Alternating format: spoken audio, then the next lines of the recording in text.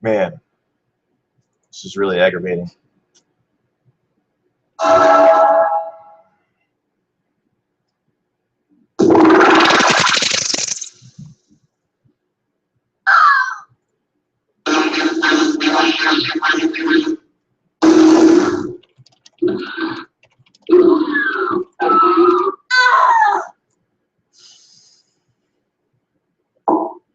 God damn it, man.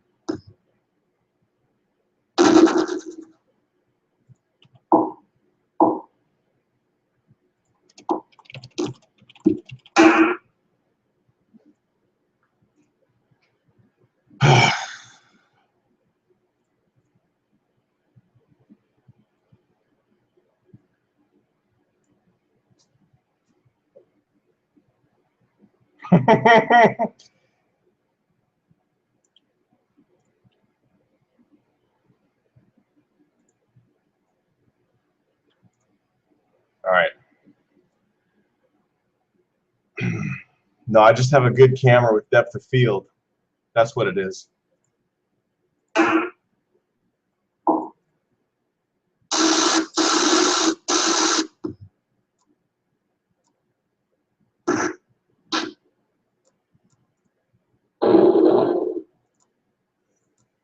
All right, John, I'm making you a mod. John Stoffel, Paul Revord, making you a mod in here.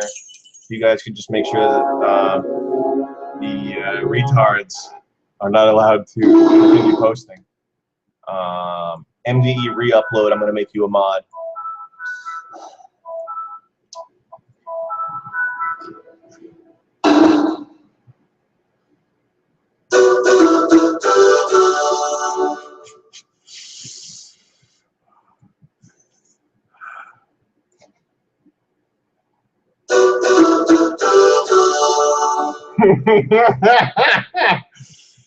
Okay. Sweet. Sweet shit.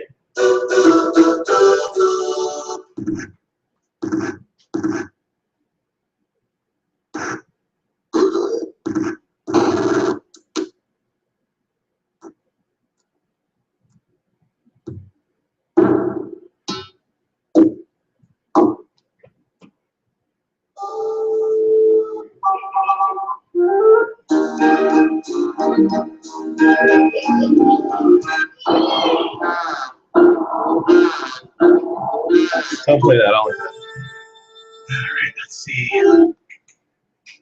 All right.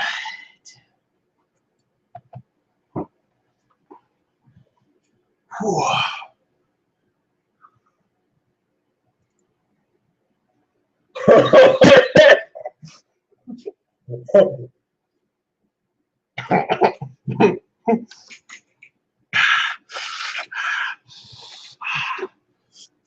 All right, who? I got to make some more moderators here. Who's responsible? What the fuck?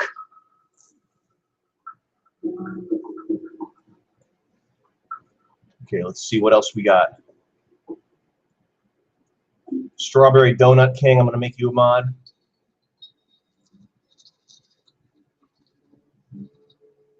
Anyone who's trying to bother me, get him out. Get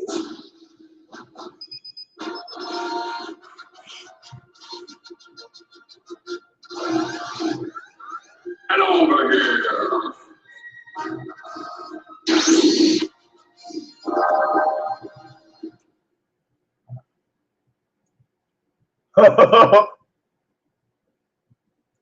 Tom Mack, I'm making you a moderator. Oh, shit. Cabbage Apple, making you a moderator. All right. Okay, so I have 8 minutes left before we get started here. Philip, I'll make you a mod also. Louis Wallace, make me a mod. I desire power and domination over other men. Sounds good. All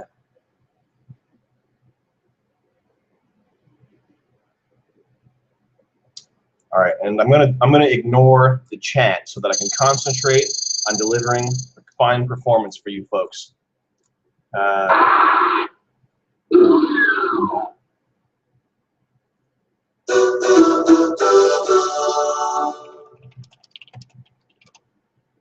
changed some stuff with device. You changed some stuff? Device. That's fine. He's now like a replicating AI that like copies. Sounds good to me.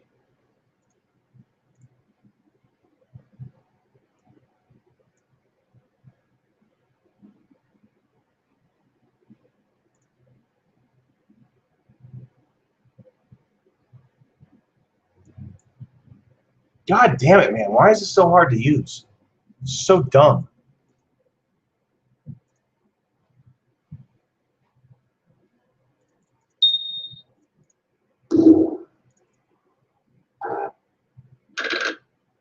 Big Shot James, your mod also. $1 Million Extreme Vivo. Tim Duff, getting you suited up here.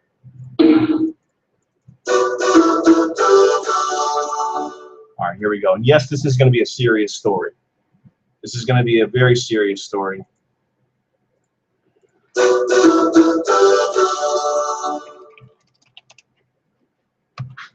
Jaihoo's trip to the future.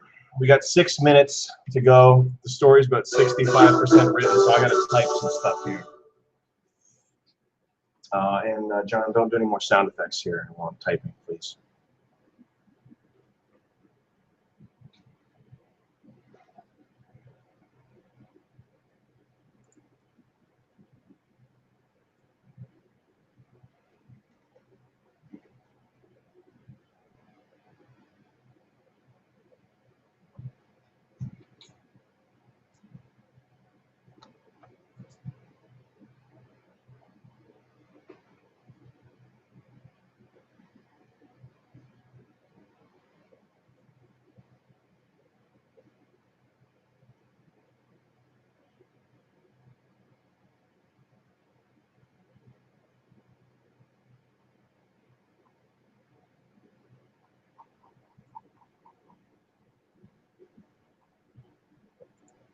Fuck.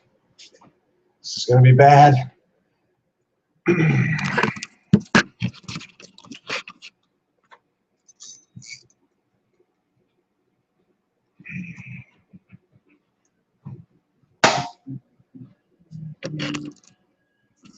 want to turn it a little light on? No, I think we're good.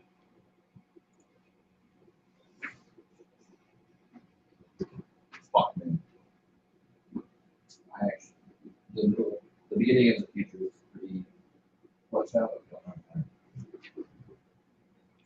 Unless I spelled stuff really wrong. Okay.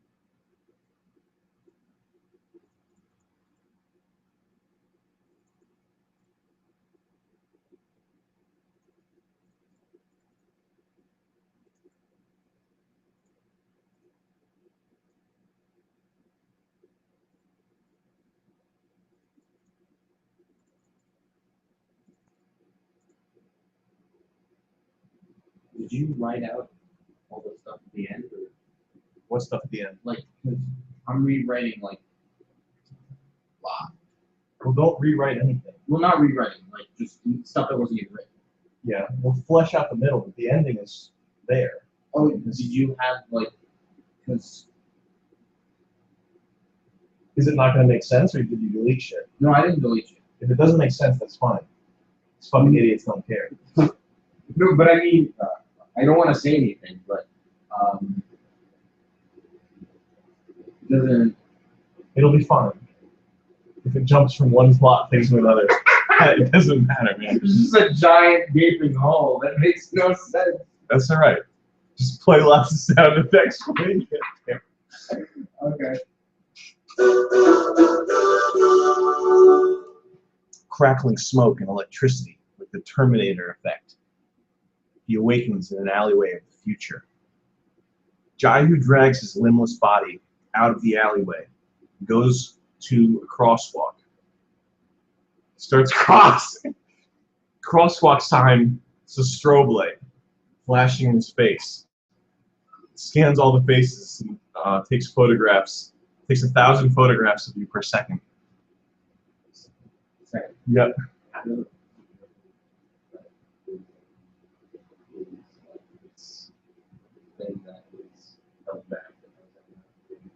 We'll explain it at the end of the thing. It's not written anywhere. But I'll remember to explain it. I know that what But it there's is. a perfect opportunity to do that. Then type it. Okay. I mean, you take 45 seconds to type it, or you can take 45 seconds to explain to me that you want to type it. It's up to you, man.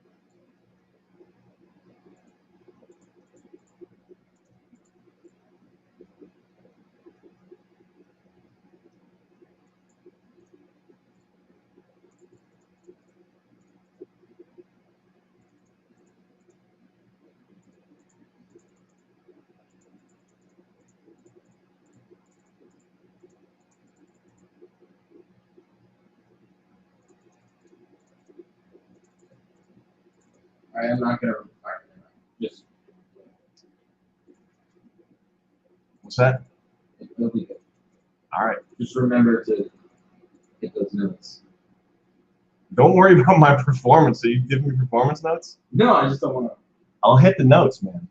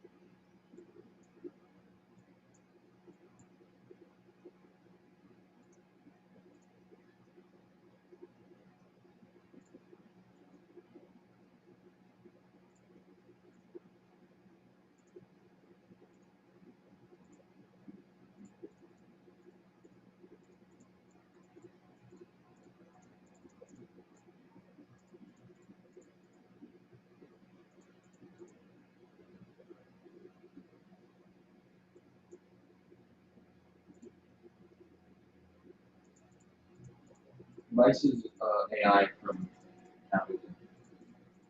Vice is what? Vice's AI from capitalism, right? I think so. Yeah. Yeah, yeah. He's one of the henchmen. Ooh. Should I just continue writing while you're going? Yeah.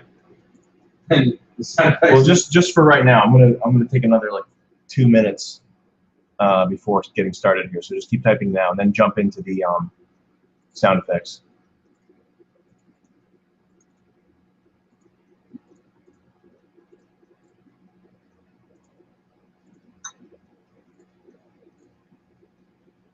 Stop it. Jolly Flow, fuck, I'm gonna make you a mod. I made a couple different people mods here.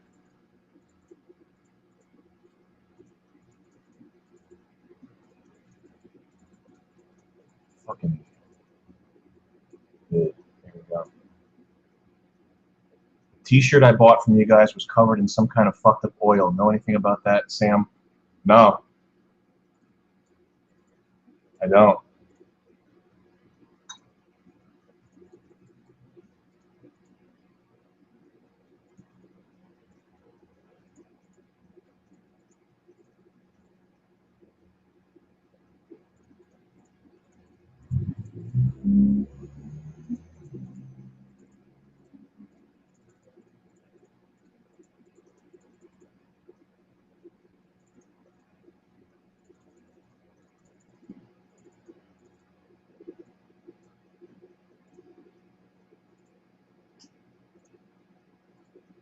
Oh my god, hi to you. Just made you a mod. Christoph Music, making you a mod here. Make sure you jump on these fucking idiots. Just kidding, you guys are all cool. Love you all. Alright, I'm gonna get started we're gonna get started in 50 minutes. So I'll be right back in 50 minutes, guys.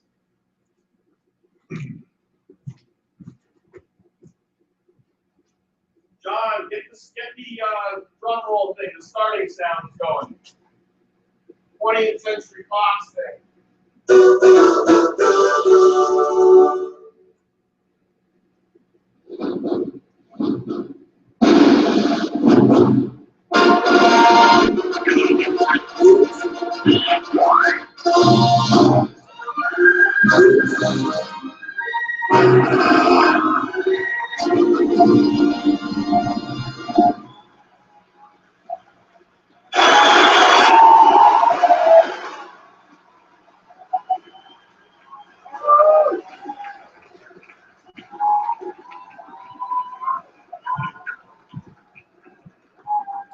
Let's keep it going. Folks at home watching right now, let's have a big round of applause.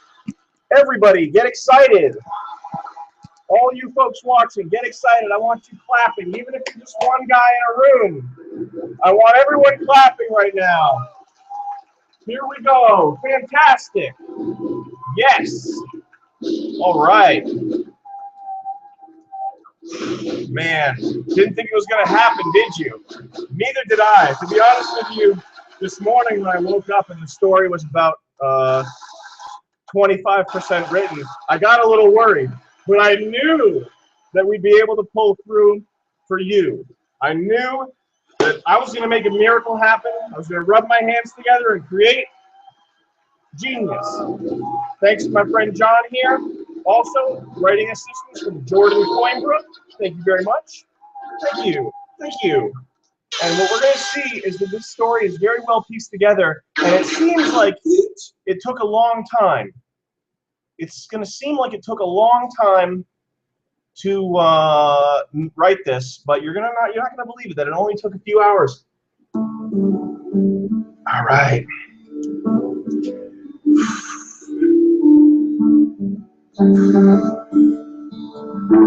It's good to be back here together, you and me, just relating to each other one-on-one, human to human, man to man, or if you're a woman, man to woman. Pipes, cigars. Don't play the same sound effect a bunch of times, because you'll ruin the joke. You can play that.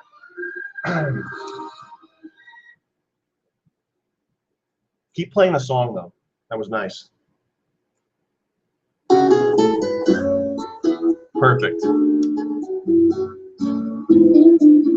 Folks at home, if you've got a pipe, I suggest you light it. If you have a cigar, even better. Flavored cigarettes, herbal cigarettes, cloves, whatever you got. Light them up. If you have, okay, now let's seriously, let's focus on playing ones that make sense. Okay, it's not like we're not making a hip hop mixtape here. Dude, John, seriously. Just one.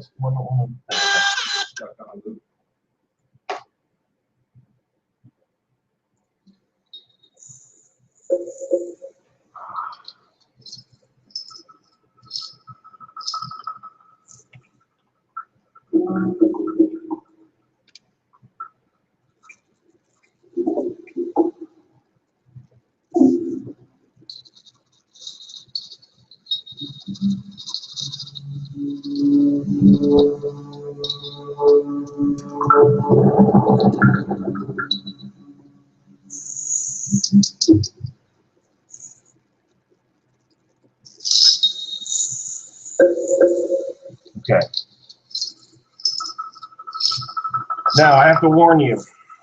You're going to want a fresh cold soda, perhaps some niacin, perhaps a fresh hot pipe smoking.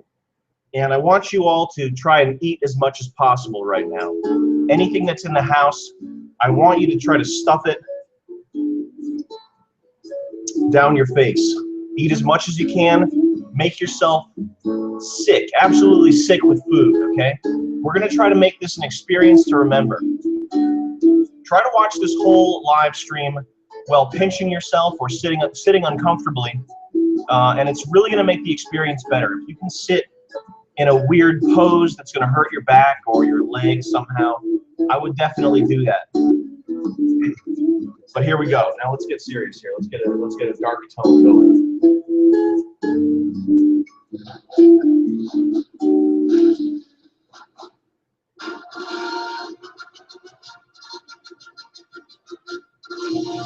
Cold. Like a techno sci-fi tone. Cold. Darkness. Loud static noise. Lightning. Freezing fire and ice. And burning ice. The future is a wild place, friends. And we're about to go on a journey that will completely chill you to the bone. The future's a scary place. The questions we face heading forward are questions we've never seen or even considered as a human race of people. We're about to be staring down the barrel of paradigm shifts and changes that our ancestors couldn't have imagined. Holograms, perhaps a self-driving car or two. Amazing advancements that could either be mankind's salvation or our downfall. For example, what if we could program African refugees' hair to be an edible nutrient? Self-feeding refugees, or even refugees that could be used to feed other people. This is just one good idea I have. I got a whole notebook full of them. See? Right here.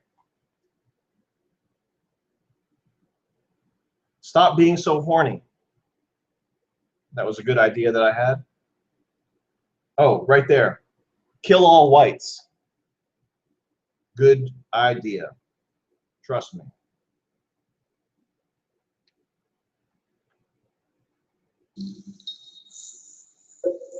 What else we got?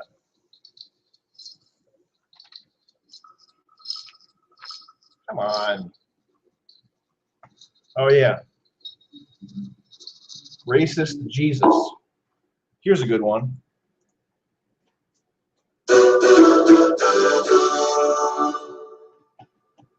So anyway, as you can see, I've thought about this quite a lot. Now,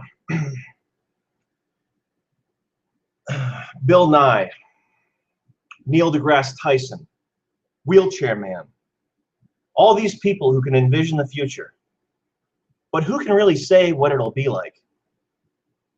I can, because I've seen it. And what you're about to hear is all based on a true story.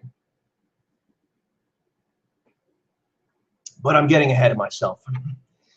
This story starts off a little bit more innocently, with a young guy named Jaihoo.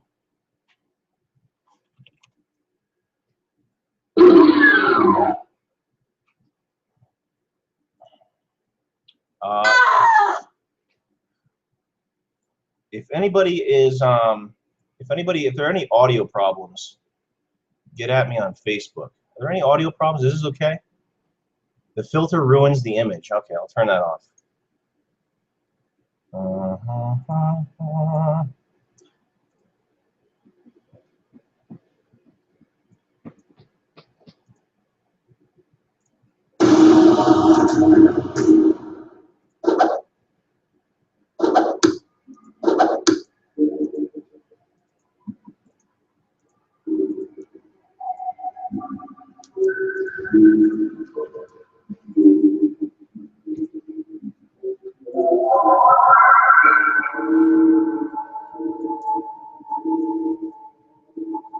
Okay.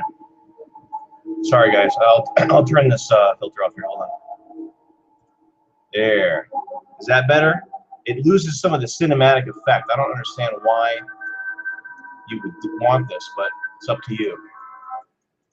They said don't play too many audio samples at the same time.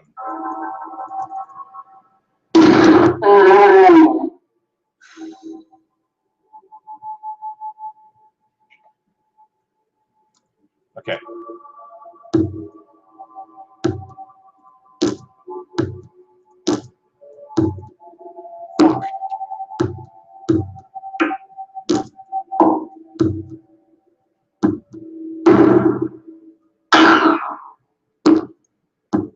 All right. So get those fresh ice cold sodas ready and get those pipes smoking hot. Light up a few because this is going to be a long one. Now let's change the tone because we're starting the actual story now. So do something different. Something.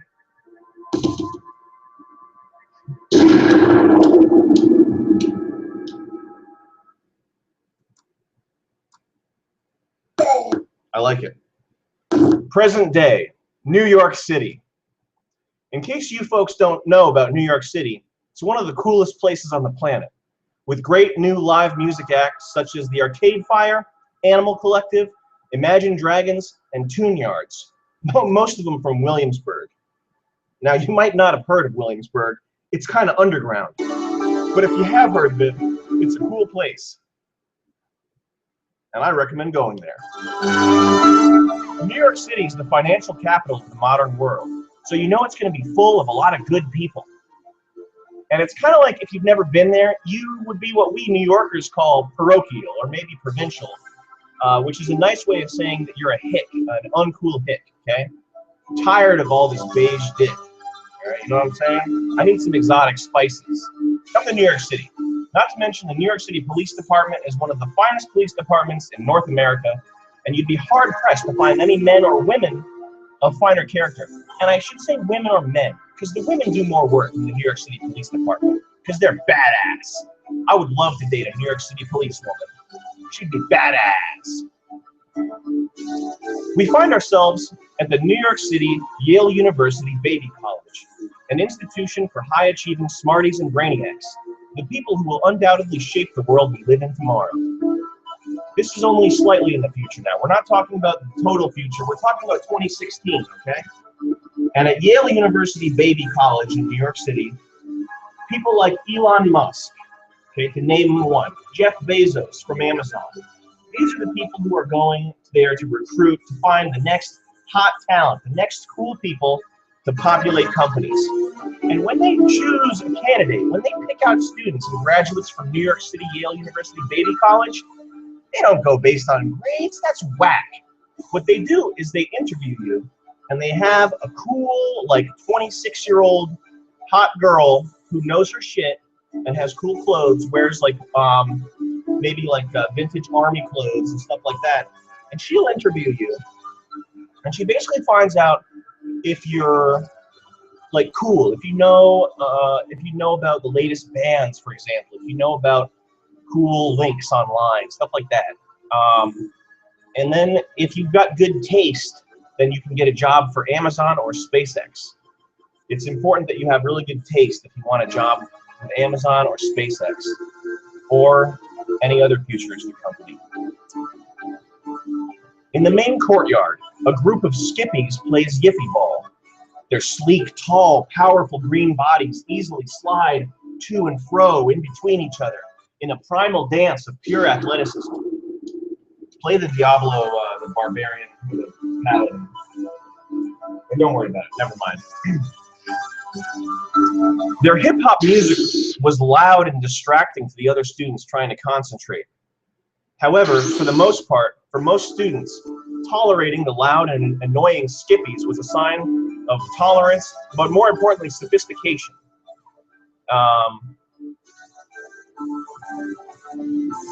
Sophistication. The skippies all hooted and hollered as the Yiffy Ball bounced around the court. Sure, it was true that their tremendous brains could comprehend math and physics problems beyond the reach of almost any other humans, but this didn't mean they were corny like a bunch of boring cracker honkies. Quite the opposite. They really knew how to have a good time and party it up as well.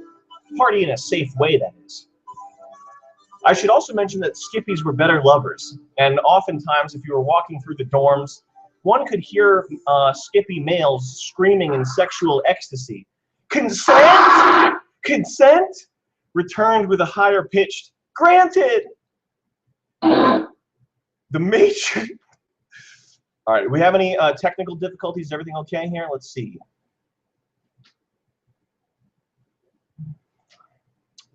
The music guy sucks.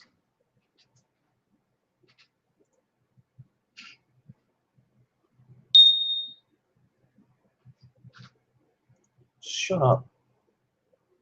The doo-doo-doo-doo sample is from freesound.org.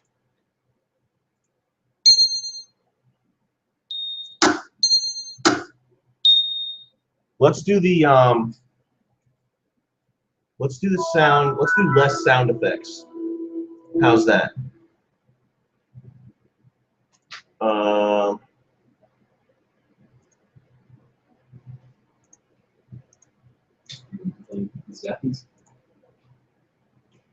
Would people be upset if I shut the chat down? What do you think about that?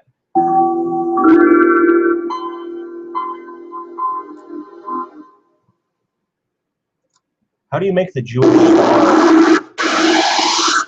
emoticon? Okay.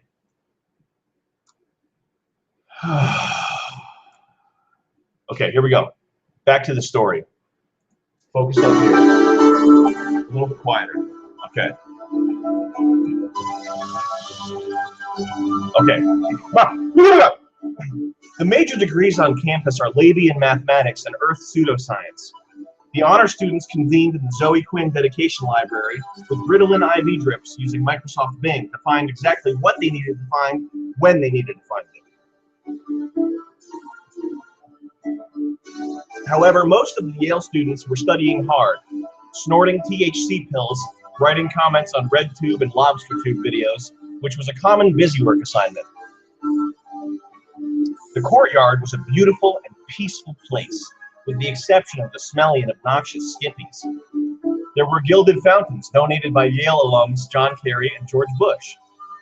The Skull and Bones fraternity house was still active, and the future leaders of tomorrow were inside busily masturbating and sharing gay touches.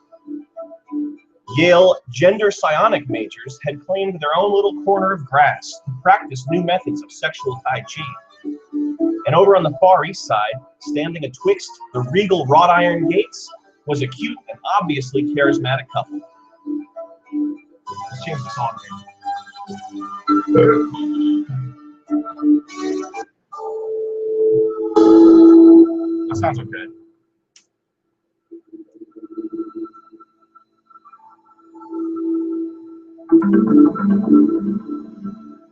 Yeah, I like that. A cute and charismatic couple. The girl, Khaleesi, was a plump, plain-looking white girl with dumpy thighs and fugly tits. She was 5'10", which is a really horrible height for a girl. Her face was round and cuntish, childish with obvious signs of being an entitled glutton, and she wore a ton of makeup in a failed attempt to look more exotic. Her hair looked like someone plopped down a spaghetti turd on her head. Literally the most unappealing hair you've ever seen, which was ironic because she spent a considerable portion of her day trying to engineer her hair into some shape that would magically make her look like a girl from a magazine. And this also was ironic because she claimed to hate pretty girls and mass-market beauty standards, and yet she spent most of her time trying to conform to them, or at least unconform to them deliberately, and thereby acknowledge them and admit that they're better.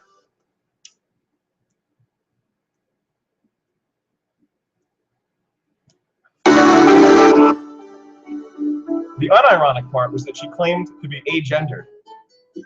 Like many white girls with Asian boyfriends, which we'll get to shortly, she also had a touch of borderline personality disorder. The boy was Jaihoo. At 5'10", he was an impressive specimen for a Korean. He had an aura about him, strangely aloof and apathetic. You could tell that he just didn't give a fuck. You know what I mean? He was one of those types of guys. You could just tell that he was concerned with other things, cool stuff. His head was elsewhere, thinking about cool new music, or fashion. He wasn't concerned with dressing in a manly way, however. In fact, most of his clothes were flowing black gothic ninja garments designed to enhance his androgyny. Underneath his neoprene Nike cloak, he wore a Huff V-neck, which displayed all the latest hot album covers on an LED, paper-thin, flexible panel that occasionally bleated chiptune riffs in rhythm with his walking. Khaleesi was watching the elegant forms of the skippy yiffy ball players at play. She was stimulated by their tribal moves and unrestrained physical aggression, and she felt a growing wetness through her antimicrobial summer's eve bug spray tights, watching their green bodies. They were green. In truth, she couldn't get any stimulation from Jaihoo. Even though he was an activist who cared about lesser classes and complained very loudly, and he was perfectly femme-zoned 100% according to tests, she still needed that special something, and she had to get it from other men.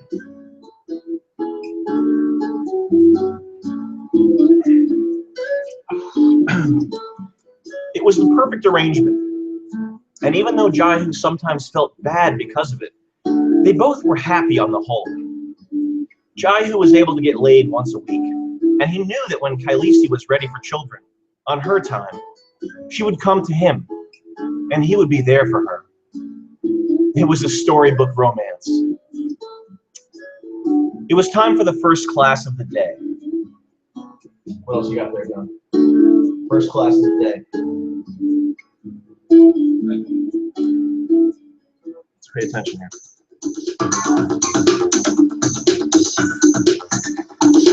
That's good, I like that.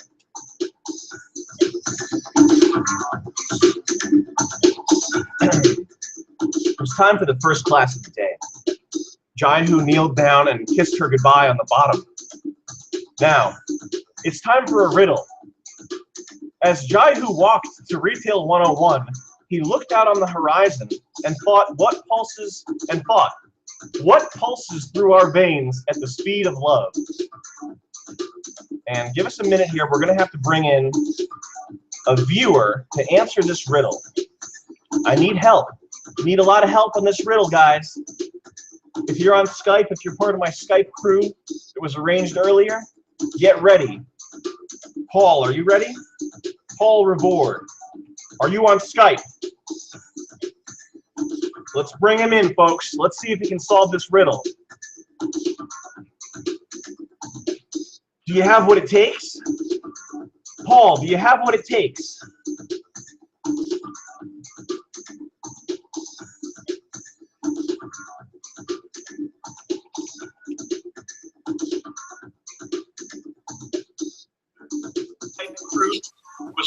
Hey, there he is. Yeah, ready. Turn the music down a little bit here. Paul, are you ready? Yeah.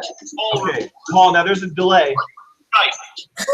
Kind of I'm panicking. What? Bring him in. Did you say you're kind of panicking, or did you say that 45 seconds ago? Excuse me? Paul, are you there? What? Paul, can you hear me? Do you have any butt? Hold on. Hear me, Paul. Yeah? You can? Yeah, I got you now. All right, Paul. Jaihoo is walking to Retail 101. Here's the first riddle. We cannot proceed until this is solved. The riddle is this. Jaihoo looked out onto the horizon and thought to himself, what pulses through our veins at the speed of love?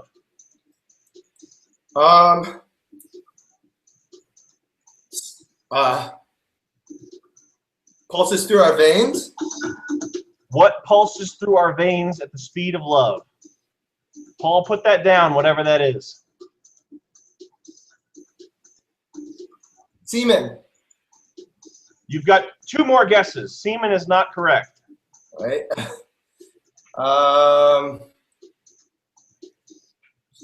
Blood. Blood. Blood? No. One last guess, Paul. Here we go. You can turn to the chat to ask people for help. But someone did something very astute, which is anyone who tries to be funnier than Sam will fail. Goes through the Obvious. blood.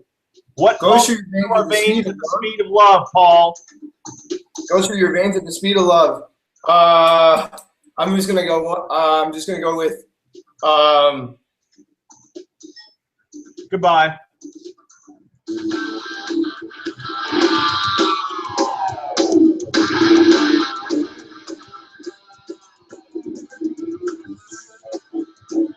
Turn that down a little bit. Okay. A little bit disappointed there. Paul, you didn't get it right.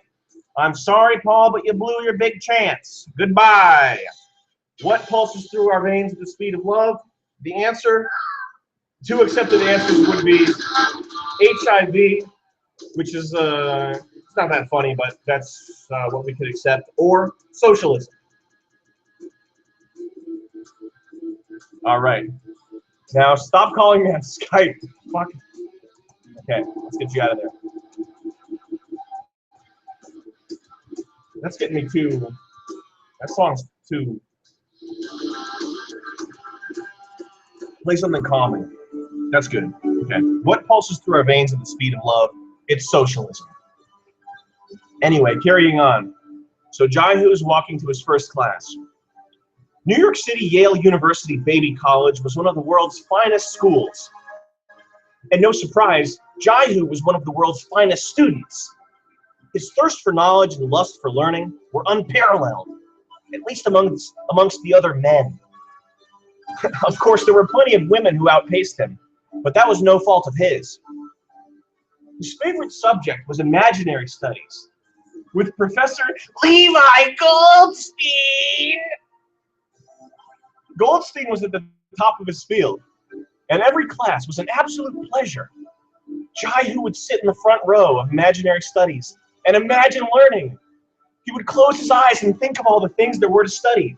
Meanwhile, Goldstein stood at the podium and chanted nonsense in some sort of bastardized Yiddish-Spanish hybrid and hummed Gregorian chants as a joke. This class would surely prepare Jaihoo for the real world, he was told, and make him a very eligible candidate for one of the 500 or 600 some odd job openings that were available in the world. He had his eye on one job opening in particular, an unpaid rat feces eater at Greenco that he imagined would eventually blossom into $1 million per year executive job, where his job would be to get other people jobs and create more job openings based on governmental reports. It was his life's calling, and every minute spent in imaginary studies brought him closer to this dream. Imaginary studies would be later in the week. Today's first class, Retail 101, was a bit less exciting. It was a large class, approximately 4,000 students, taught by Jacob Fink. And even though Jaihoo found it really boring, it was a very important class because it helped out the global economy and also directly subsidized the university. Some days, the students would learn how to sew together soccer balls, sewing up to 200 to 300 balls apiece in a given 4-hour period. Other times, they would fold t-shirts and put them in cellophane bags. The t-shirts had cool logos and sayings emblazoned on them, stuff like peace and Che Guevara. It wasn't exciting work, but Jaihoo was willing to practice and study hard to make himself a valuable commodity in the scarce job market that awaited him.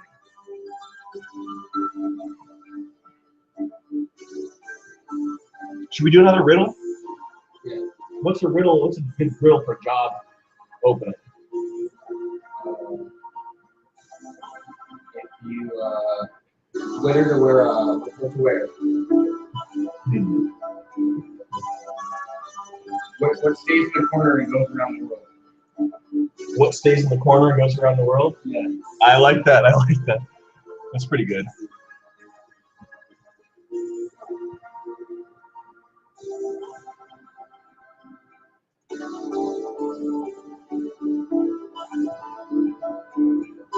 I like these comments. You're an ugly faggot. Nice, man. Good comment.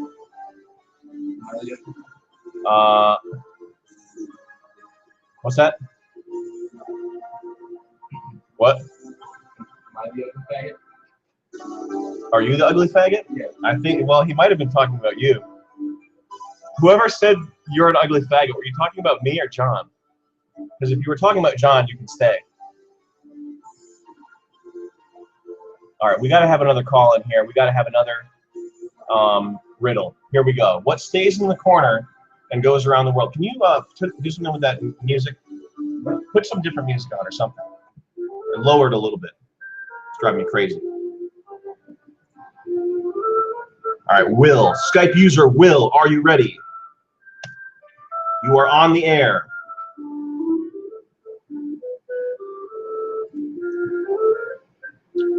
Skype user Will, coming in hard, coming in strong. Where's he at? Where are you at, Will?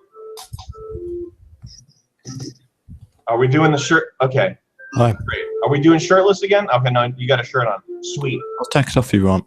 No, you can leave that on. Not yet. We'll do that later. I'll message you privately. Now, here's your question, Will. What stays in the corner and goes around the world? This is Jaihoo. He's looking for a job. He's going to Retail 101. What stays in the corner and goes around the world?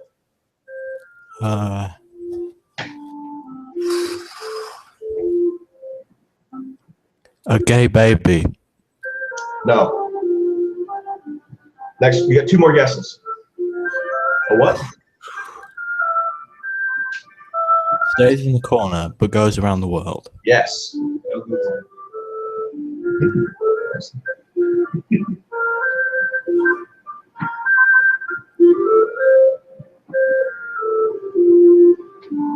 William. Done. Will, Yeah. let's pull it together here, man. You're being broadcasted to literally 1 million people. There are 1 million people watching right now. Are you still here? He's still here. William, what's going on, man? You look a bit soft out right now, my friend. I'm thinking. I'm blacking out.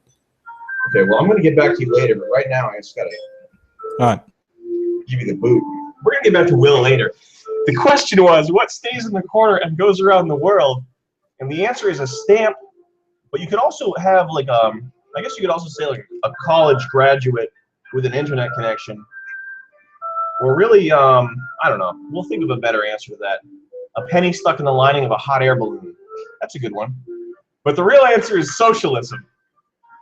The real answer to this problem, and many more of the world's problems, is socialism. So enjoy 100 years of socialism. Coming at you, President Bernie Sanders. I see you, buddy. You're coming at us. Old Bernie. Bernie versus Hillary. Who are you going to vote for, John?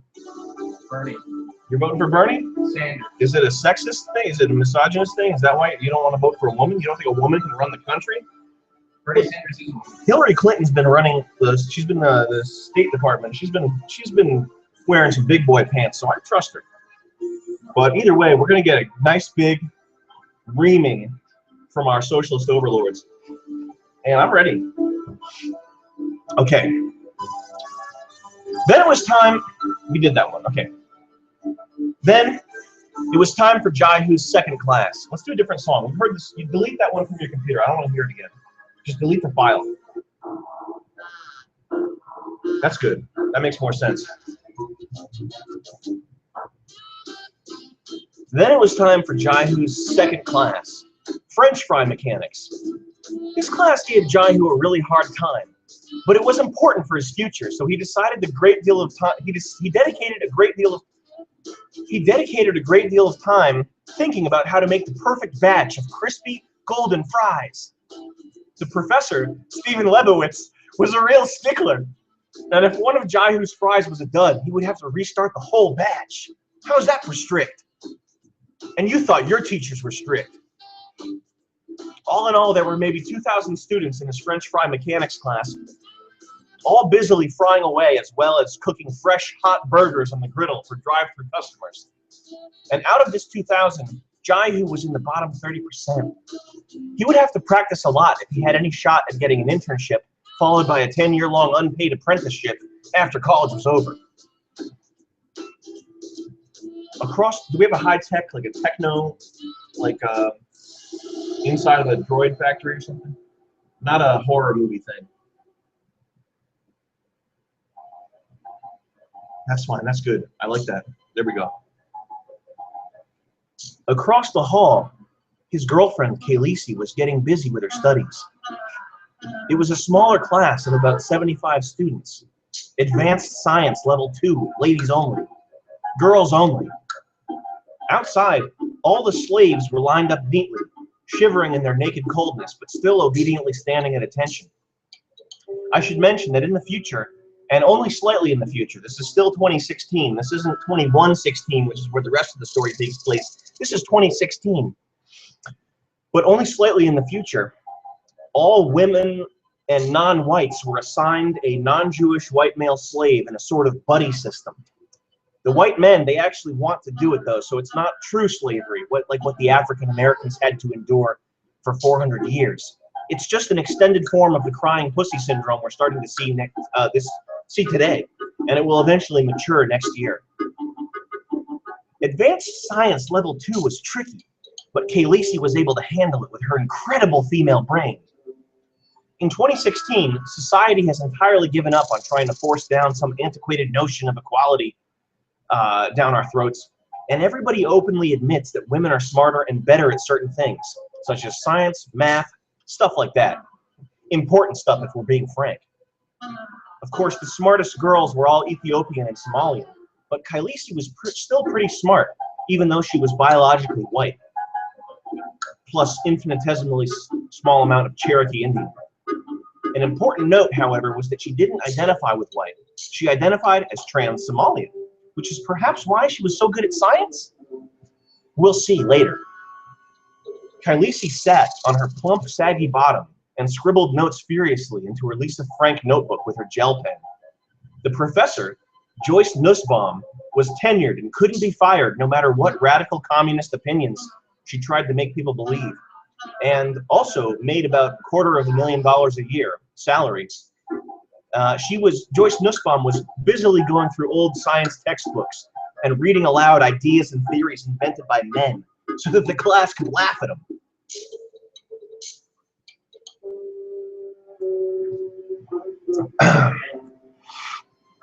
She had just finished up with Newton's theory of gravity, and all the girls in the class laughed uproariously because it was so antiquated and misogynistic. The current theories on the topic of gravity, all invented by women, blew Newton's theory out of the water. Take that, crusty old patriarchy. The bell rang. How's that going there? Are you writing? How much more do you have to write? John is writing the second half of the story right now, so we'll see what he comes up with. I bet it's going to be good, though. Tell you what, I trust him, and I know it's going to be good. You have a bell ringing sound effect for the class being over that I put because I put a file in there because I knew that you would need it.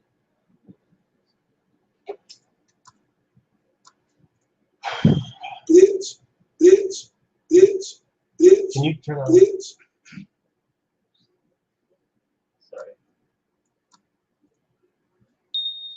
Is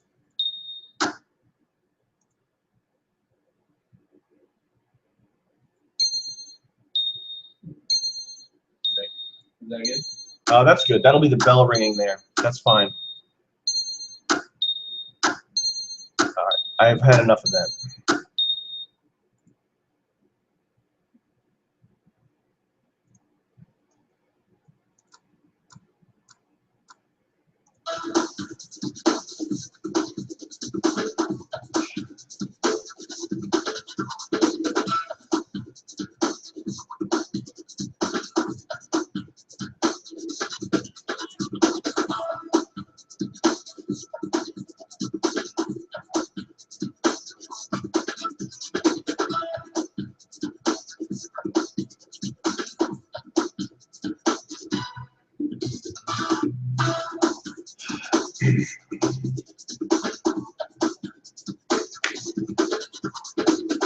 Okay. The bell rang. Sorry, that was unprofessional.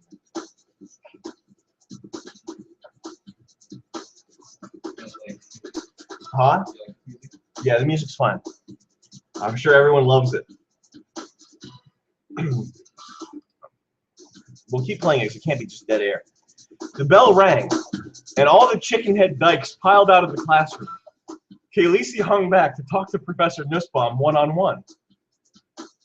Khaleesi, the preparations are nearly complete. We begin final testing this afternoon, said Professor Joyce. She was old. Khaleesi nodded silently, knowing that Professor Joyce didn't want her to open her stupid mouth or say some insipid harebrained nonsense, and she obediently plodded out the door, holding her books. Her gross flip-flops made a healthy smacking sound as she ambulated her fat body out into the hallway. Plop, plop, plop, smack, smack. Jaihoo, on the other side of the hallway, left his class and headed for the cafeteria. Now it's time for a riddle. Do you have a sound effect you can play there? You can man the soundboard.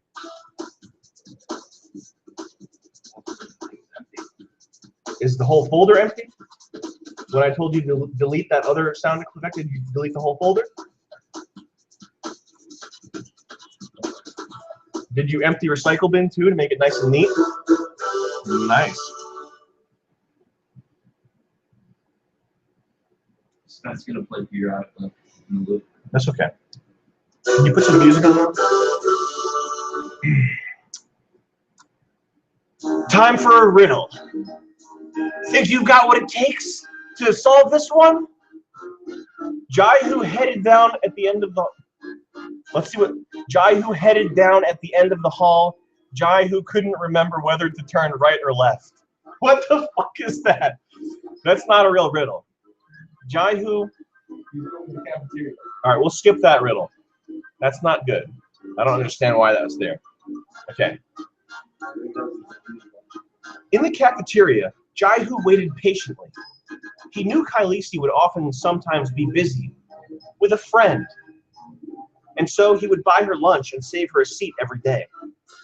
Today, however, she was on time, and the two enjoyed some nice frothing mugs of protoplasmic goo.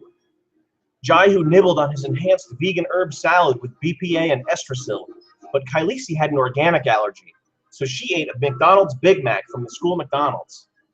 Thankfully, in 2016, hate sites like Fat People Hate are outlawed, and with no place to convene, hateful bigots simply shrivel up and die. And so Khaleesi was able to enjoy a delicious Big Mac without being judged or ridiculed. In the past, there were young girls with pale porcelain skin, delicate wrists, and smooth thighs, who didn't question their role in society or the rightful dominant position of men. These mythical creatures sometimes had freckles and usually had soft pink lips, and just simply looking at their collarbones or shoulders or breathing the same air as them was sexier and more invigorating to a normal man than any of the ping pong ball asshole dildo tricks modern women are up to. I guess back in the day, young girls and women weren't hell-bent on destroying their femininity and innocence with dildos and jellies and sex creams and all kinds of dicks in every hole. And this male-centric prison hell world is disgusting and violently abusive of females. And I'm so glad we're out of it. Can't stand it. Get it out of there.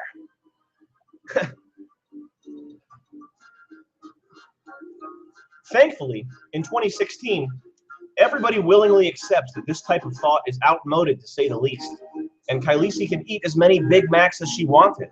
Because yes, believe it or not, you can be healthy at any size, at every size for that matter. Khaleesi was able to run a triathlon. Just because a girl is big doesn't mean she's out of shape.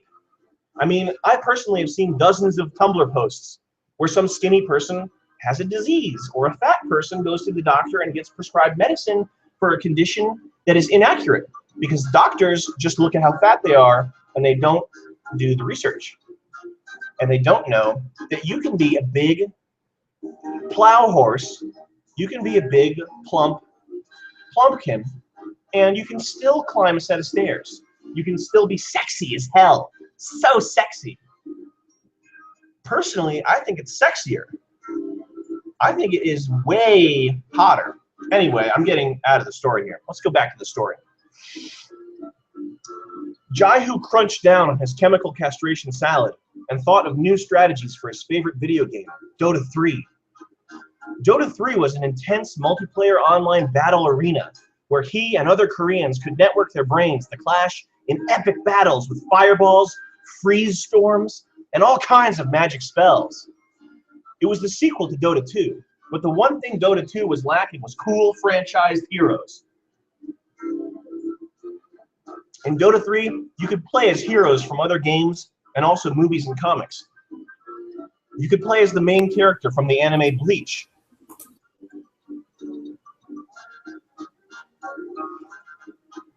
Or you could play as Naruto, or Golden Boy, or any number of she-male tentacle demons from La Blue Girl or Uratsuki Doji. Jaihoo's go-to hero in Dota 3. Can you change the song, John? Jaihoo's go-to hero in Dota 3 was Mr. Clean, because most people couldn't deal with his powerful fresh scent ulti, and for every win he'd score some sweet Procter & Gamble rewards points. However, on the rare occasions that Jaihoo would play someone who knew how to counterpick against Mr. Clean, which usually meant he was playing versus straight gooky chinks with big yellow buck teeth and bug eyes, he would play as his other two favorite characters, Fred Figglehorn or Cheese the Chow. Two rarely used but devastating heroes with wide area of effect skills and powerful PvP one-on-one debilitating effects. Whoa!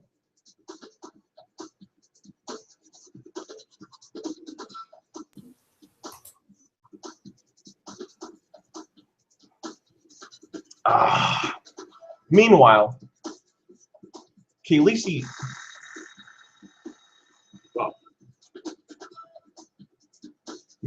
Khaleesi checked her Tinder accounts and arranged a few dates with cool-looking bad boy types.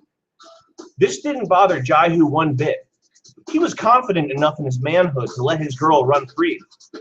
He knew she was just having her fun, and someday she'd come back to him. She set up a date with Brian later in the afternoon. He wore a cool jeans jacket in his photo and looked dangerous. Then that night, she planned on seeing Jeff, who was in a band and claimed to eat pussy and fuck all night. And he looked like he just didn't give a fuck. So, of course, Khaleesi was turned on and getting tingly thinking about his skinny tattooed bod. Jaihoo looked up from his online Singaporean fantasy Dota 3 charts. He couldn't help but feel emotional about Khaleesi's proclivities and dating habits, even though he knew that if he for 1 second believe that she shouldn't, he was just as bad as all the men that came before him.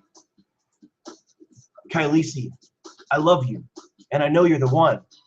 After college and our internships and paid apprenticeships, I want us to move in together and be married and raise a family together. You go off to your cool, highly paid job every day, and I'll stay at home and help raise the children and suckle them on my gyno tits. I'll do the dishes every day and make sure you have a clean house to come home to, Jaihoo pleaded anxiously. That's all very nice, Jai, replied Kailisi, but I've got a life to live. I'm still so young. I need to experiment and be free. I know one day you and I will settle down, but I'm not an old lady yet. Now, my friends, let's change the tune. Get something dark. Something. That's good. Go back to that one.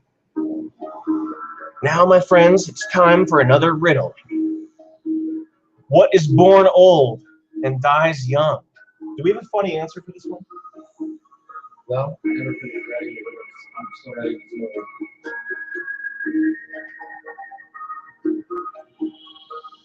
What is born old and dies young?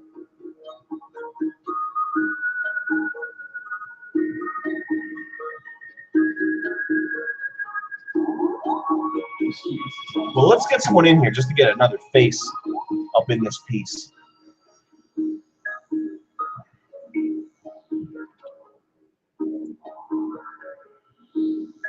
All right, my Skype team, I need you guys awake here. I'm going to pick, who am I going to go with? Let's see, Ruby. Oh, can't call Ruby, my cam is broken. Sounds like you are just scared. I don't think you want to come in here. Let's see, we got Gabriel in here. Gabriel. Yo.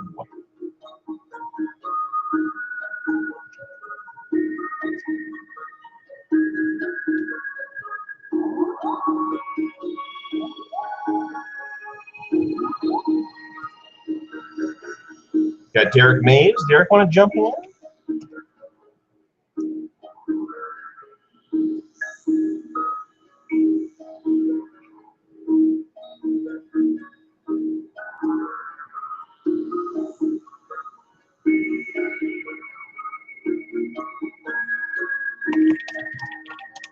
All right, this is the hassle.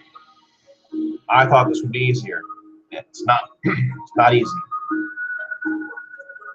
Vince, we got Vince. Vince, you ready to jump in here?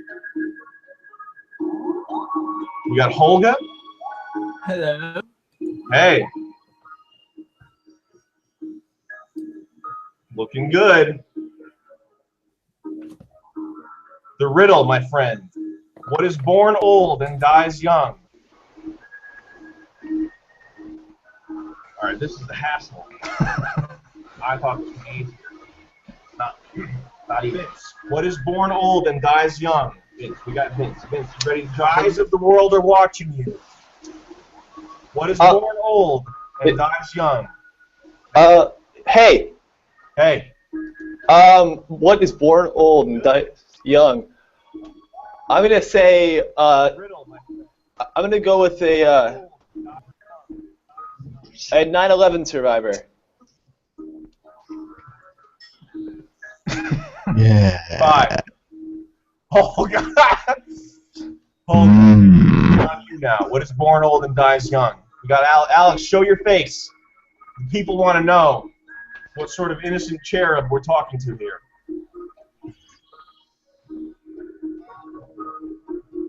Let's go, Alex. What do you got? Come on, man. Pull it together. Exciting times here. Yeah, man. All right. Good. Good live stream. Okay, so anyway, Kailisi had her own life to live. This all sounded pretty sensible, and so Jaihoo had to nod in agreement. After all, she was so talented and awesome, and he was just a regular dude. She had all the top companies scouting her out for important positions, and he was only qualified to cook French fries and stitch together soccer balls. His parents had high hopes for him going to Yale University Baby College NYC campus, which cost over $1 million for 4 years. But because of all the greedy corporations, his prospects looked dim. Do you have a buzzer sound effect? Something really grating.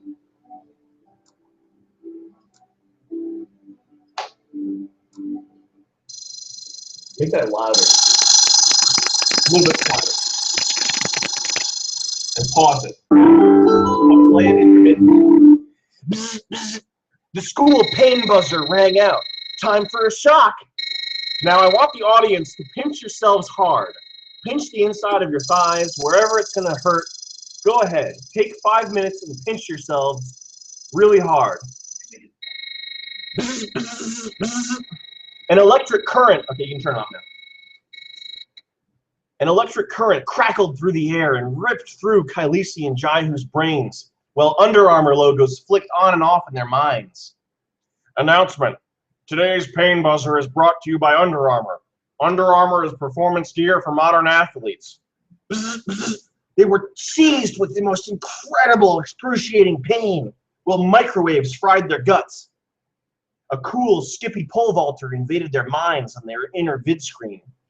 Yo, what's up? This is Gom Gotch here to say that Under Armour keeps me crack-a-lacking out in the field, man. If you ain't wearing Under Armour, then you whack. The image faded out and the pain subsided. Everyone in the cafeteria was relieved to return to normal and no longer experience the crackling electricity and inward-frying microwaves. They all strangely craved to be adorned with cool Under Armour gear. Khaleesi pulled her fat body out of her chair by grabbing the back of her own pants and lifting up. Her big turd body is so sexy. I'm so lucky to be able to get laid occasionally, thought Jaihoo. She was everything to me. Cool style. Sure, she wasn't a virgin, but that just meant she was more experienced and knew what she was doing. I wouldn't want a virgin anyway. I want a girl who's not shy in bed and knows what she's doing. Please. Then it was time for the two to part. They parted ways very lovingly. Jaihoo went down to the parking lot, the underground parking lot, for a drift battle, a drift race. Where do you have something like something exciting?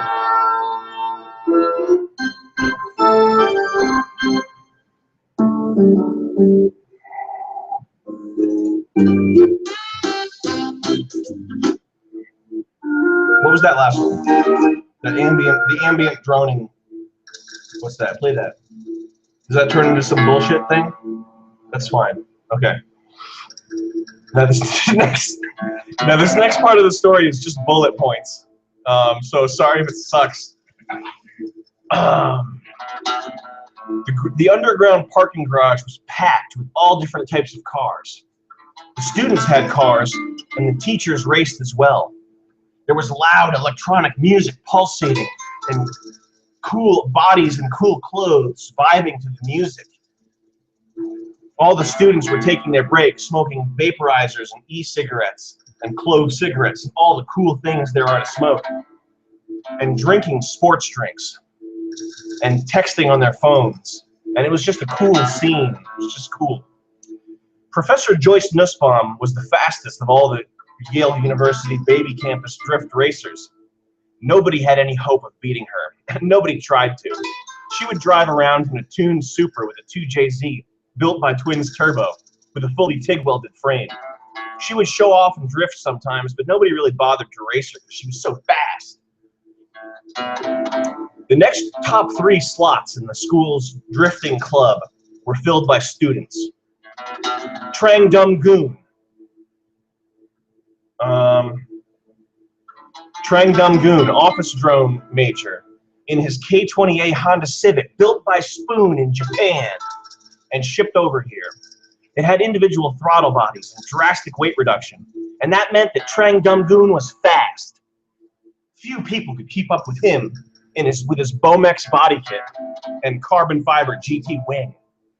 His parents were from Korea 3, so he was one of those rich kids who could afford all the latest go-fast goodies, such as a Blitz exhaust and 5 zigging wheels,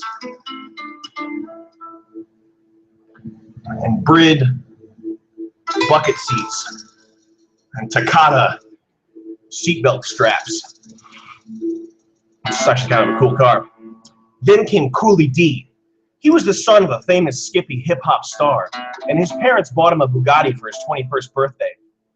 His driving skills were poor, and he could barely speak English or think coherent thoughts, but his car was fast and had to be respected. You could tell he was coming from a mile away from the roar of the quad-turbo W16 and the blaring hip-hop music with its thrumming bass line.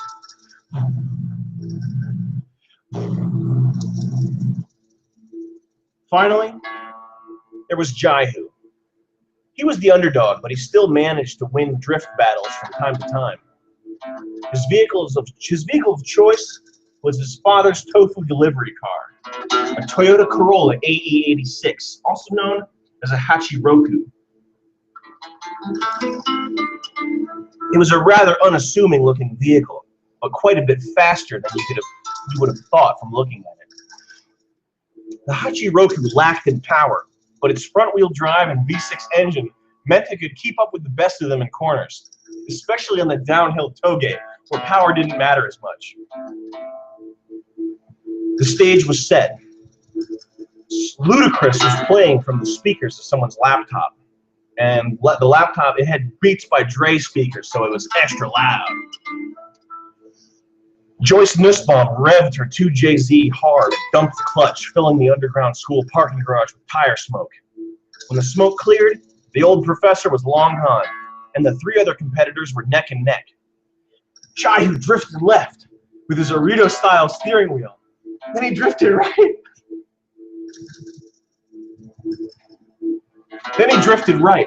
The car flipped and flew into the air, but it landed just fine on all 4 tires. Soon, he had left all the other competitors in the dust. Was it possible his skills had grown that much?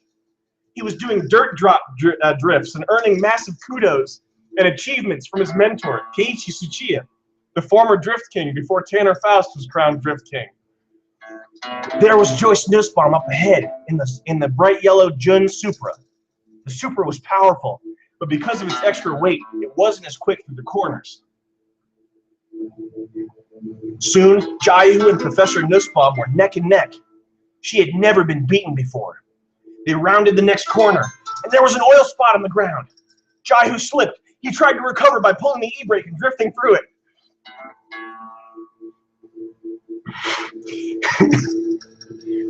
Joyce's Supra was equipped with Yokohama Advan A048s, which were immune to oil. But Jaihoo was only a poor college student, so he was running some bullshit Kumo tires. He slipped and was unable to drift to safety. The car flipped over into the air from the oil, but this time it didn't look like it was going to land wheels down. The crowd was in shock. Jaihoo's Hachiroku landed wrong side down in a smoking wreck.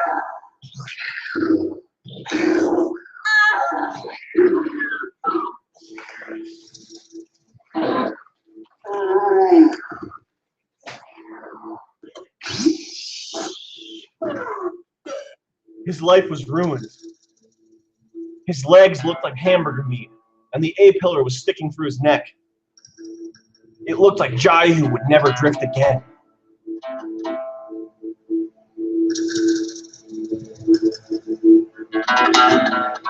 Change the music a little bit. All right. Incredible story, guys. Incredible story. I can't believe it.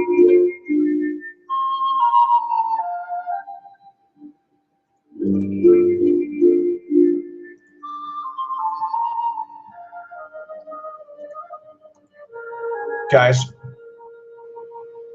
we got an incredible story going on. I can't believe how exciting this is and exactly just how cool everything's going right now. We just saw the most exciting race that I've ever seen. Wow. Can you believe what we witnessed? Can you believe how cool that all was? Wow.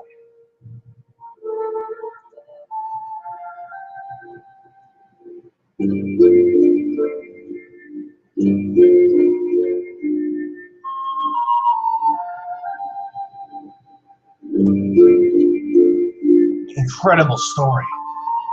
You guys are gripping your chairs right now, thinking about how cool this scene was. Elsewhere, Khaleesi was getting to the business of saving the world. Saving the world's a woman's job. She knew that women were in charge of NASA and every other job that mattered, and she was getting her hands dirty with some of the most revolutionary mathematics and physics that had ever been conceived of. The door to the classroom where Khaleesi was working burst open, and Professor Joyce Nussbaum charged in, eager to get to brass tacks and high off her win on the downhill circuit against her competitor. She put her green Arai Kenwood Tsuchiya replica helmet on a coat hook and whipped on one of her custom lab coats. She was trans, so she needed a lab coat made with a slim woman's fit, but also broad shoulders. Khaleesi, the professor said, it's about time I told you what we're actually doing here. It's because of the future, Kai. It's a bad place, and they need our help. We've received word from the future via time capsule that something's amiss. There are artificial intelligences in charge, but they're not doing a good job. Something's wrong, and there aren't any young millennial college students around to fix it, so they're out of luck. The only people who can save the world in the future are young millennial college students, people who browse Reddit and vape, and we need to send someone forward into the future using the device we've been working on. Khaleesi drew a deep breath and looked off into the distance, her expression showing that she understood the gravity of the situation. I know just the guy, she smirked. Let's do a scene change here. You guys look at music there?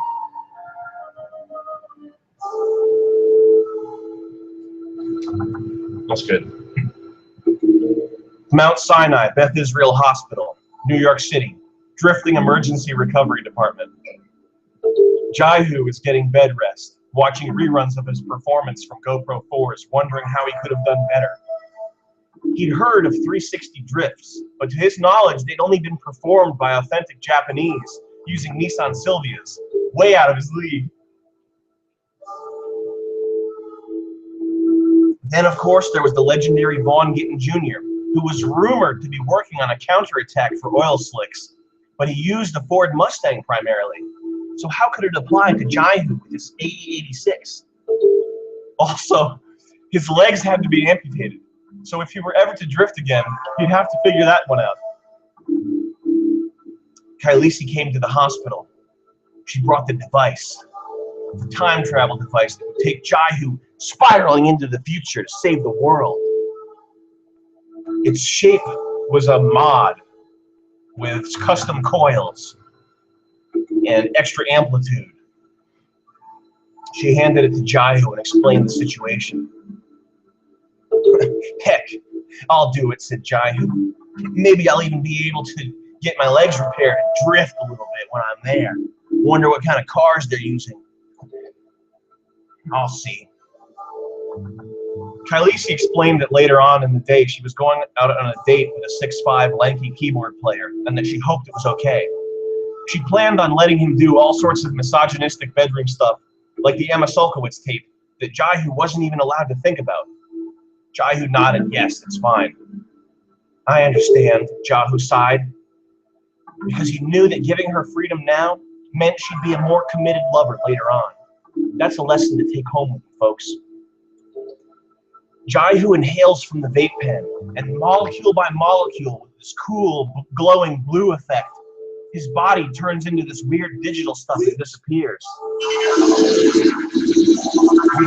We can only wonder where he's gone.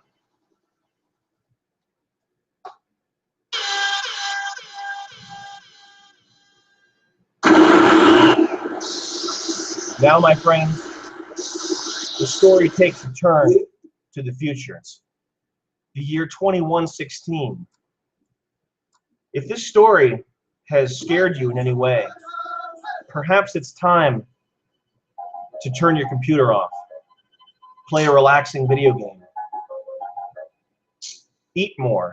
I want you guys to all be eating as much as possible and really fill yourselves up.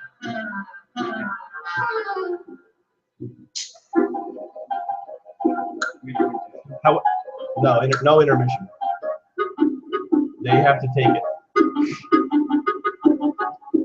Now, however, if you feel perhaps as though you'd like to hear more of this spooky tale, come with me. Light up another pipe.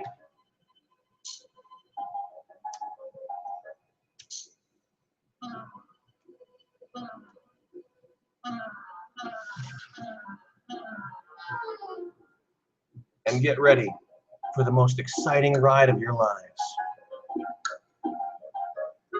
Crackling smoke. A blue electric orb like from Terminator. In the center, Jaihoo.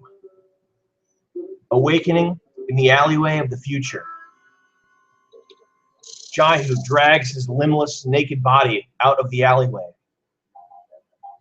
to a nearby internet cafe. Inside, it's completely confused. This is like all bullet points here. All right, we're going to take an intermission, and I'm going to try to write a little bit more. We're going to take a 10-minute intermission. So you guys can go get yourselves a soda. You can get yourselves some candy, some treats. And we will be back.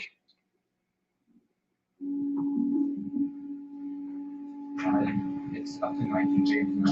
That's good. That's good to me. There's a lot to read. Is there a lot left? But the bullet points are pretty clear. Like you'll be able to understand. Like, working hard.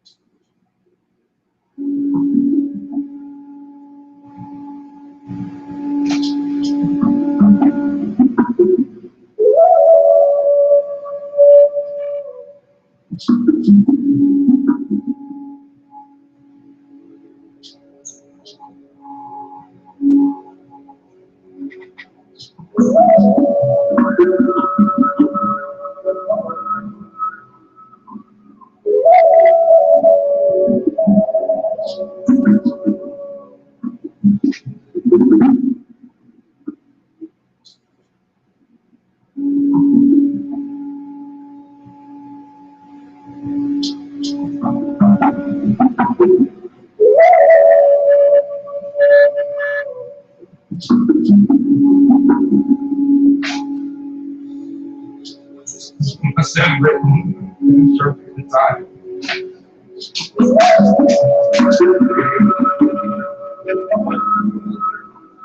Yeah.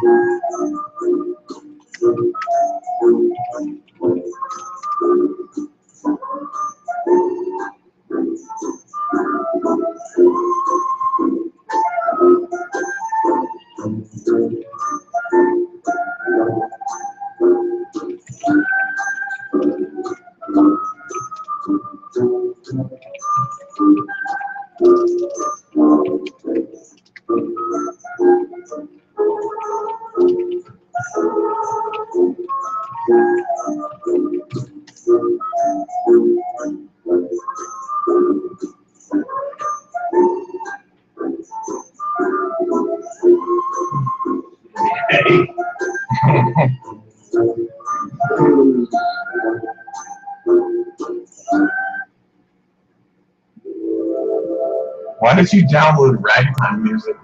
It's like the worst.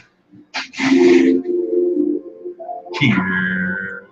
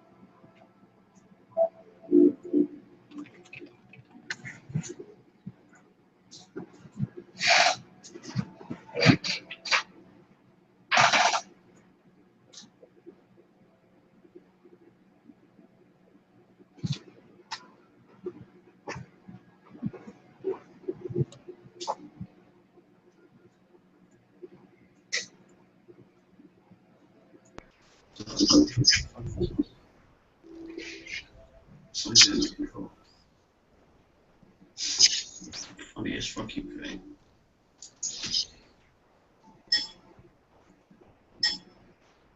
All right, we're back, ladies and gentlemen.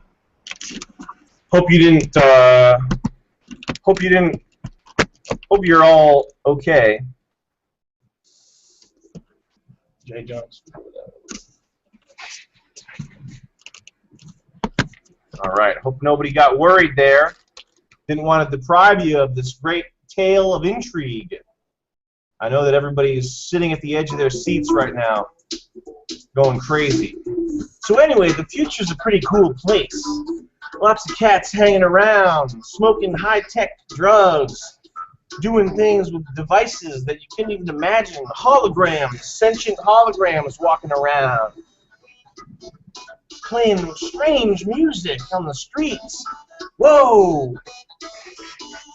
Jaihoo has no legs. Jaihoo has no legs in the internet cafe. People are chatting, sending huge files, petabytes and terabytes of information across the web in the blink of an eye.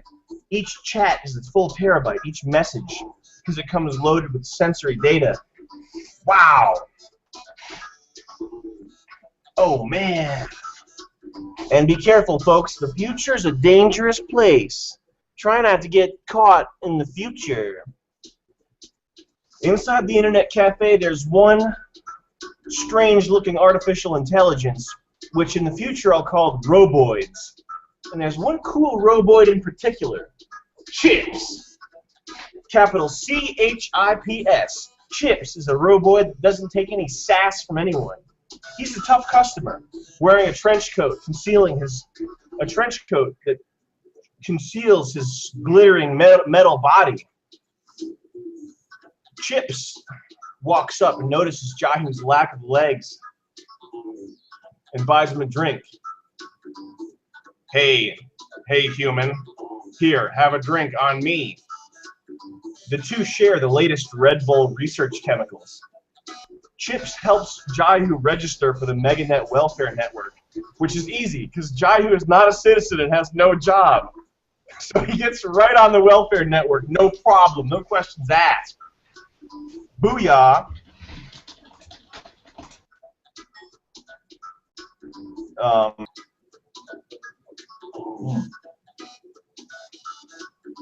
Once Jaihoo logs into the welfare meganet and flies through pyramids, the first thing he's greeted by his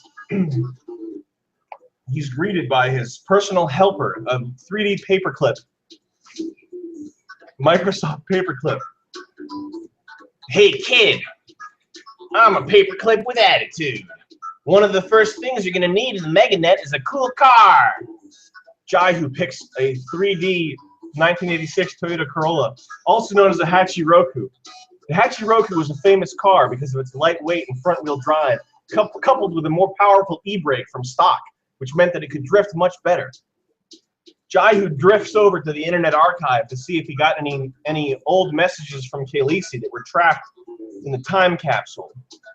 Khaleesi had gone to the trouble of leaving Jaihoo plenty of time-capsulated messages on Tumblr, public posts, because of course, what's the point of saying anything if you're not saying it publicly?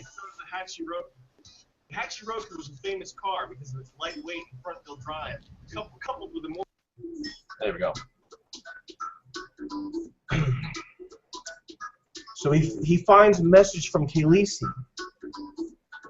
Khaleesi, of course, is still dating other guys. In fact, she's got a new boyfriend who's pretty cool and is just as cool as Jaihoo is. His name is Bice. Yeah. But Khaleesi says that she's got to choose. She has a choice to make, a romantic choice to make. And she'll choose it soon, but she hopes that Jaihoo still loves her. Jaihoo comes out of the net, drifts out in a power slide with a gutter drop. And Chips is there to greet him. So how was it, kid? Was it what you expected? Riddle, hey Jaihoo, if your present is past, then what is the future? Socialism. Chips turned to Jaihoo and vocoded to him. You hungry, kid? Is there something like less dynamic, something that's just like a tone, or you know, like some? There you go. That's good. You hungry, kid? Jaihoo and Chips chow down on virtual food that tastes amazing. Chips, the artificial intelligence, teaches Jaihoo all about food in the future. All you have to do is imagine that you're eating it, and you'll be eating it. It's virtual food. So they start, Jaihoo says, I don't believe it, but I'll try it anyway. And he pretends to bite. Oh, it's the most amazing Italian grinder he's ever had. Wow. He's having virtual chicken fingers just by imagining it. It's amazing. Wow.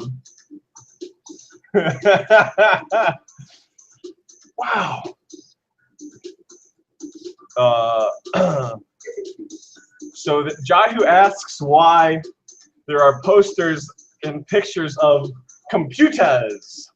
Computers is another artificial intelligence. He's a roboid, and there's pictures of him everywhere with hope and change printed on him.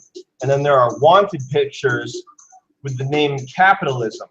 And they're both in all caps with periods, so you know that these are artificial intelligences. Anyway, Chips explains to Jaihoo. Yeah, kid, computers is the big cheese around this place. Computers runs the city. runs the world, in fact. And capitalism is his main enemy. The economy is mainly based on Facebook pages. 50% of the population, human and computer alike, operate the Facebook pages for various products and services. The remaining population's on welfare. These products and services are sentient, and they communicate with each other, with other products and services, including music fan pages and wiki about articles. It's all one big loop, run by the evil capitalism, and also computers.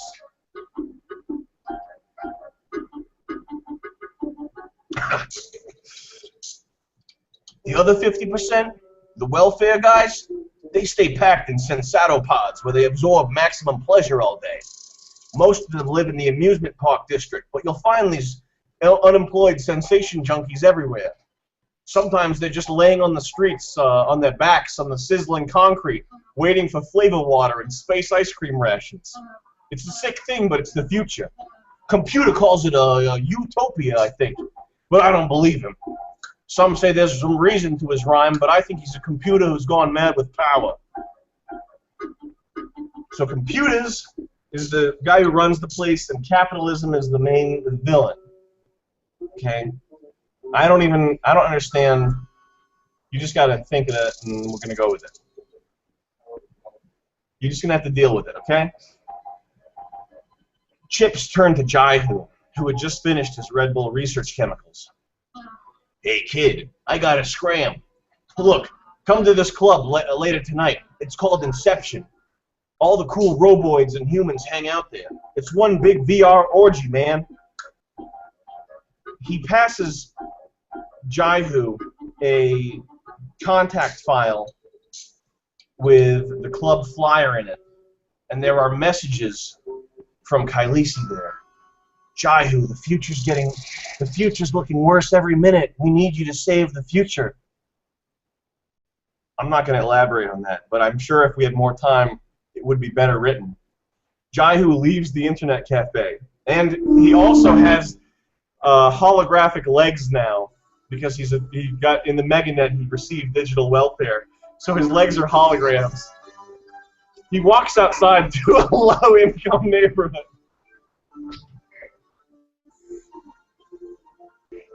He walks outside to a low-income neighborhood.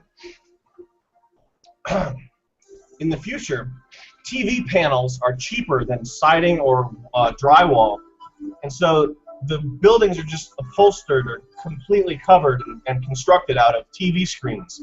As long as they play advertisements, that's what makes them cheaper. And as he walks through the ghetto, the walls chant, Toyota, Toyota, Chrysler, Toyota. All the townspeople and sig bums outside chanting their favorite brands, trying to get amped up. Jaihoo talks to one of the townspeople. The villager asks him, "What brand are you loyal to? What's your tribe? Hollow legs?" Jaihoo's confused. "I just came from the future. To the future. I don't know what you're talking about." So the Jaihoo is surrounded by townspeople begging him to become part of their brand tribe so they can get commission. Jaihoo muses to himself. The country is more divided than ever, with half having entirely different daily consumer patterns and political views from the other half. Political candidates work hard to split the population completely in half to increase divisiveness, brand loyalty, and profits across the board, keeping the American economy vibrant and the country engaged in low-impact social, international, and economic bitching. Jaihoo runs away and talks to the Wikipedia AI at an info kiosk for more info. He's greeted by his paperclip helper again. "Yeah, I'm a sassy paperclip. Once the town has total brand saturation, the Chrysler camp will be killed with neuron gas. But this particular neighborhood brand battle has been going on for months, with neither side yielding." Bullet points now.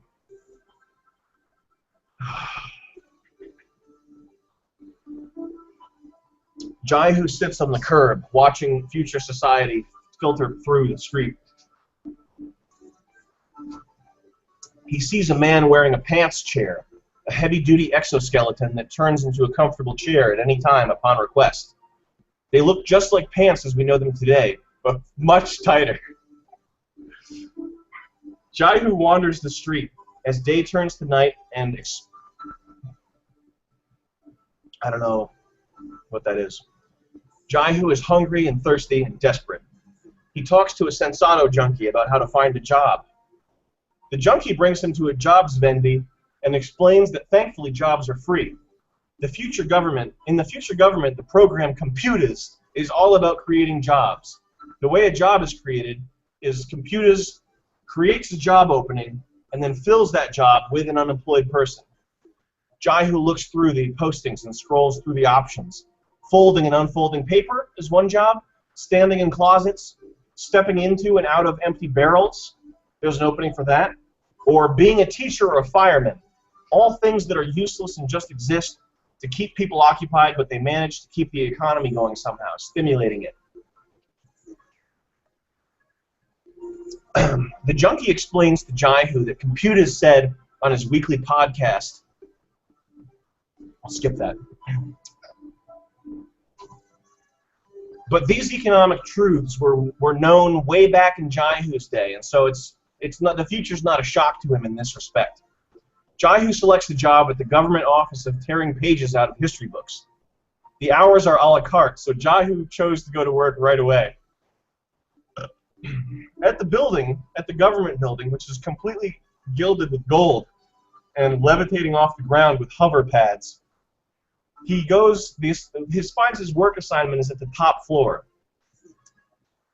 The elevator costs a lot of money. However, the few seconds that you spend in an elevator in the future will be the most sublime, exquisite audio-visual, visceral experience of your day. So people ride elevators for pleasure and to take a break from work. Jaihoo has no money, so he has to take the stairs. He gets there, finds an open cubicle, and gets to work voraciously tearing pages out of history books with gusto. Tickets come out of a slot like in an arcade, and Jaihoo flips to the number 2. Okay, we're going to skip that one too. There's a scoreboard at work to see who can rip the most pages out of the history books. And Jaihoo's so good because he's not polluted by these futuristic stuff. He scores second, right below Bice. Kylisi's the guy that Kylisi has a futuristic crush on also. Bice was an artificial intelligence whose speed, stamina, strength, intelligence all rivaled Jaihoo in every way. Can you change the old song there?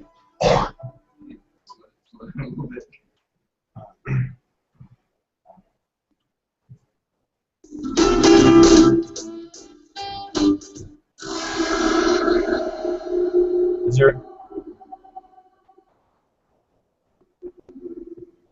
What else you got?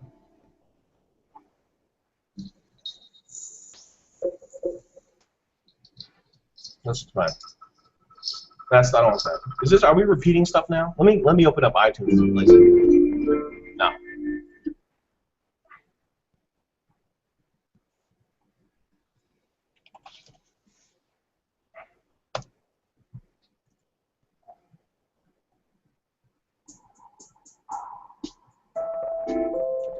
All right.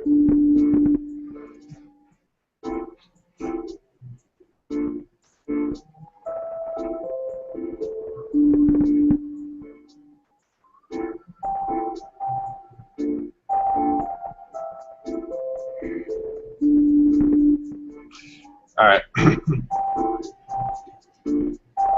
So Jaihoo, he finds himself right below his new rival, Bice. Jaihoo finishes his day at work, and everybody's impressed at the office until he gets an evil eye from none other than Bice. Jaihoo turns in his tickets, his work tickets, and gets tons of swag, which is the future currency based on Bitcoin, in exchange for his hard work. Swag, he gets a platinum swag card and starts filling it up quickly with rewards. Jaihoo goes to an Amazon kiosk and gets an apartment and a Sensato pod in exchange for his swag. The next day, he struggles to beat Bice, but he matches Bice's score identically. he notices Vice is starting to resemble him more facially. This is fucking nonsense. Vice is copycatting Jaihoo to learn from him, his artificial intelligence pattern, and is now Jaihoo's worst enemy. And him and Kylisi are officially dating.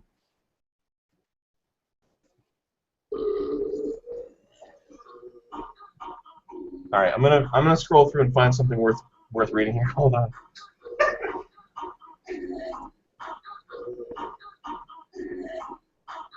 Okay.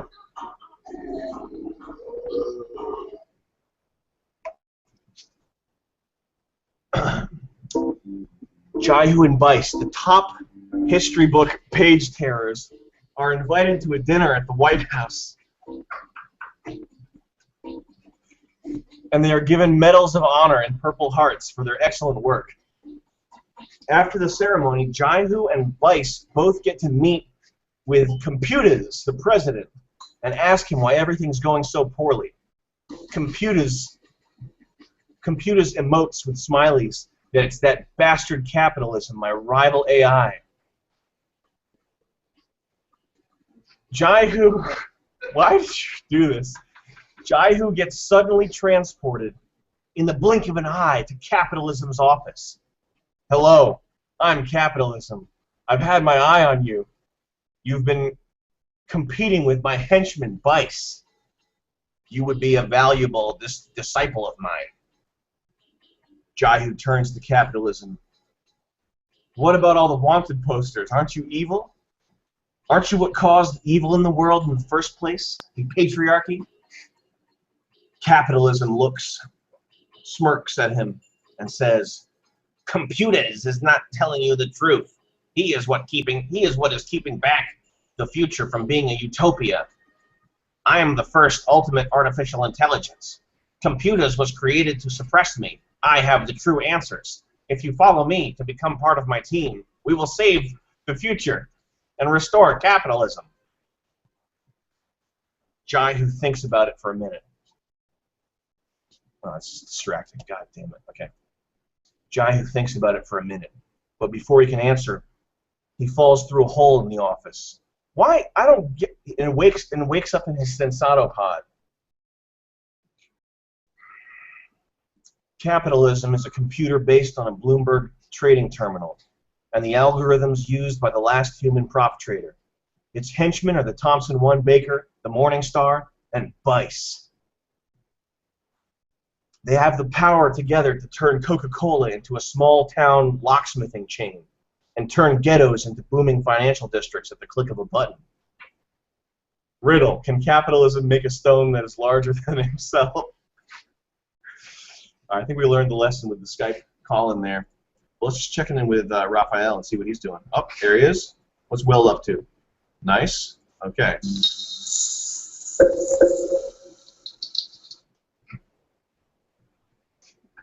Sensato pods are like the beds of the future.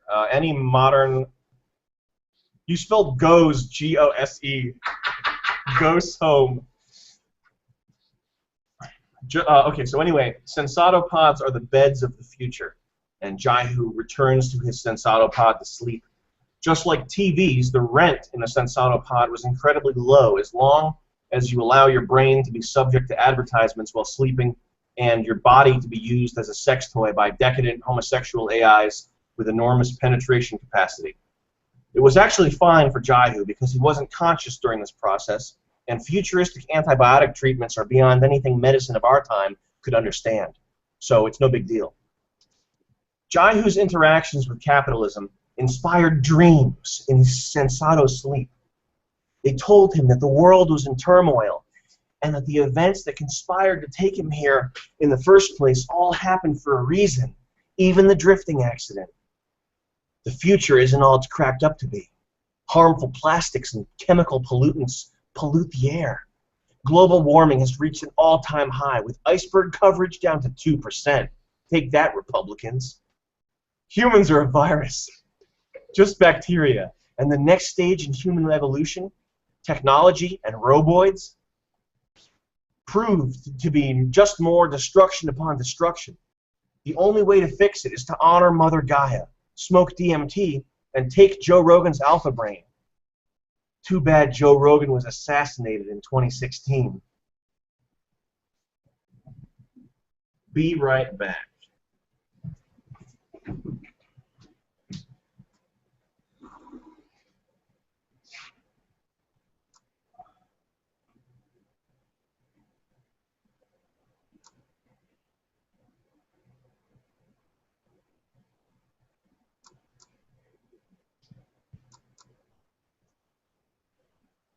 My plan was to hydrate with a gallon of milk like last time, but I think I'm going to have to settle for water right now.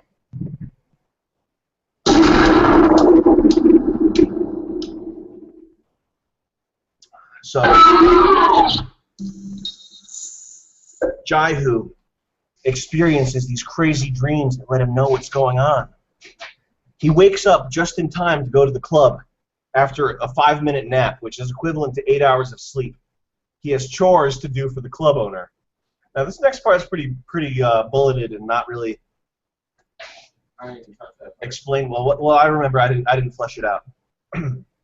So he has to do chores for the owner of a nightclub. He assassinates a cartel of children, super smart children who run international crime ring, killing kids, thumbs and eyes of 7-year-olds. He goes back and the club is gone, completely packed up and vacant with one clue in the corner, a shuddering, homeless Sensato junkie who says it was capitalism who did this. Announcement. Today is Joe Rogan Alpha Brain Day to commemorate the de-rezzing of Joe Rogan by Richard Dawkins. Jaihoo meets Vice outside. Okay, we're back to the story now. I think this is... Okay. You want to do some sound effects?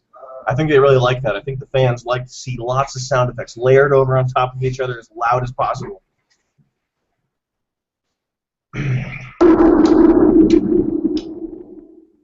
Outside the nightclub, Jaihoo is met... Alright, but be serious, though. We gotta be serious here. Jaihoo is met by Vice. None other than Vice. Look, Jaihoo. You and I may be rivals. I may be an artificial intelligence. You may be a human. And I've copied your code in programming to become better than I was before. But we don't have to be enemies.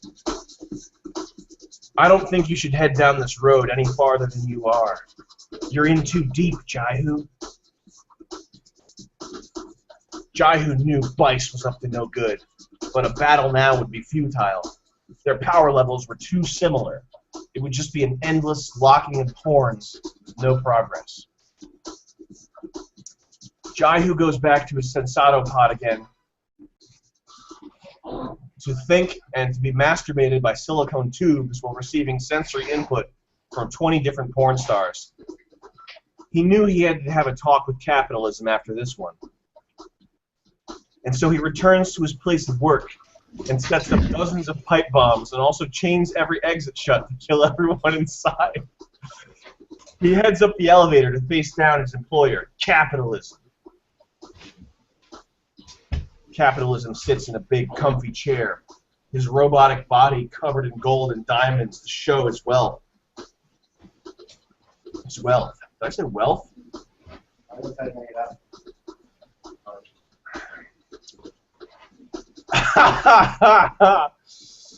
Capitalism looks at Jaihoo.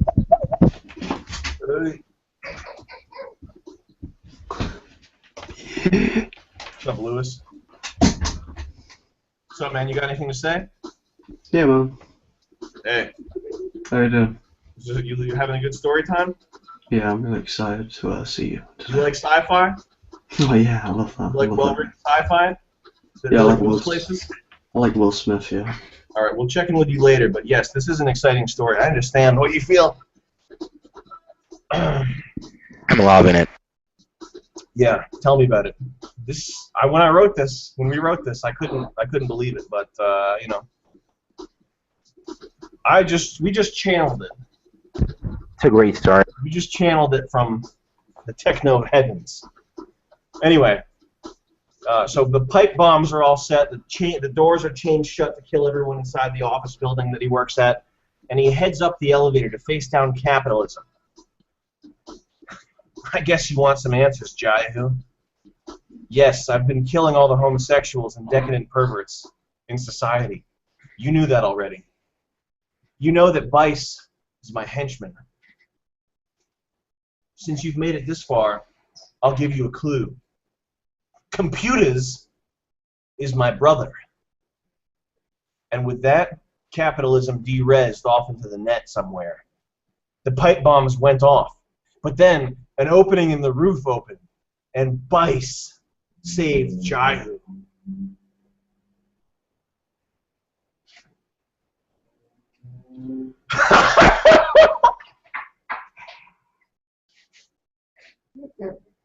Okay, here's the next part of the story. Vice explains shit. Capitalism has on tell Jaihoo that he was the supreme AI, that he deduced that Catholic God is the one true God. Evil atheist scientists suppressed capitalism. That's it, Jaihoo. That's it, Jaihoo. Next time we meet, you'll have to choose whether we're enemies or friends. I think you should go here. And he hands him an e-card. Later on, Jaihoo looks at the e-card. It tells him to go to a vintage email shop where he receives a limited time offer. At the vintage email shop, he receives an email to go to a Mormon missionary sex club. Inside, there's a corrupt memory space labeled Free Speech Zone, and he's able to talk to Jesus Christ himself. The actual Jesus Christ in a corrupt memory space free speech zone inside a Mormon missionary sex club. Jesus speaks to him. Yes, Jaihoo, I am real. Capitalism was the first and ultimate artificial intelligence that your people created. He used his superior intelligence to deduce that God is indeed real. Atheist scientists were horrified, and they created computers in an attempt to silence capitalism. They're brothers. The atheist science takeover is being punished by God. You know, my father, the big cheese.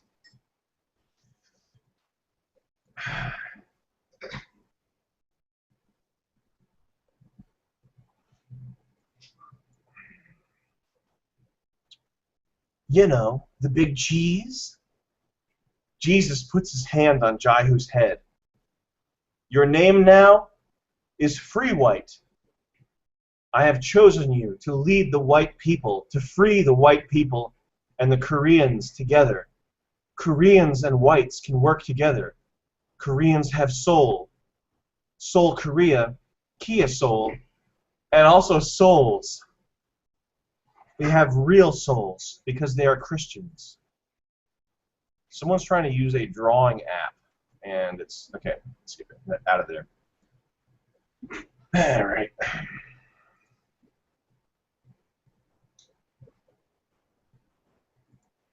Okay. We're almost done. So just shut up and watch, fucking idiots. Koreans have strong Christianity, and the whites and Koreans can work together to create utopia. Anyway, Free White, I'm really burnt out. I gave you guys a continent to yourselves and all this amazing industrial and technological progress, and you turned it into a socialist shithole. I really can't help you out anymore, man. You let in all these fucking immigrants who don't share white values and just wanted to take advantage of your social safety net, and the way they repaid you was the Boston bombing. And even after that, you still just want to get fucked in the ass more. I'm not saying personally, but you're people. I can't help them anymore. This one's on you, kiddo. Jaihoo remarked to himself that Jesus' ideas sounded a bit radical and left a bad taste in his mouth, but he couldn't help but nod his head in agreement. That night,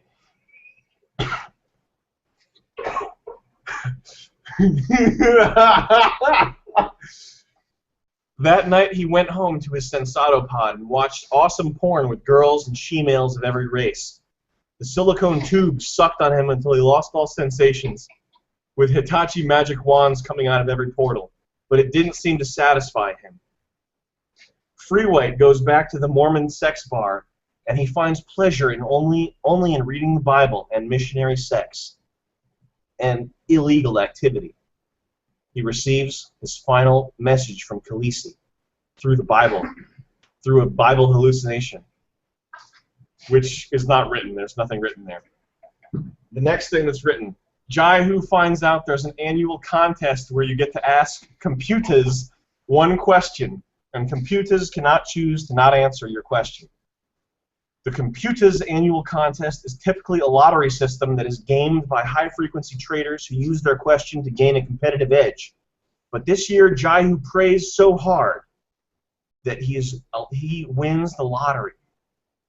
His question to computers is, prove to me that God is not real. Computers explodes, and the reign of capitalism is restored.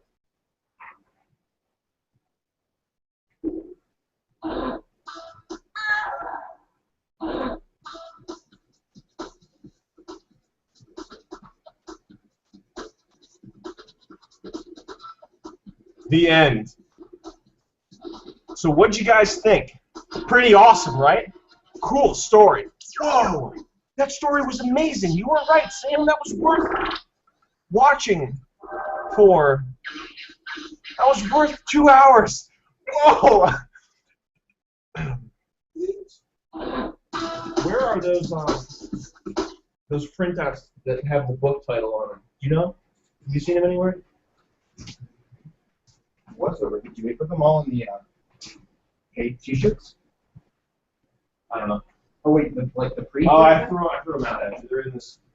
They're in this right here.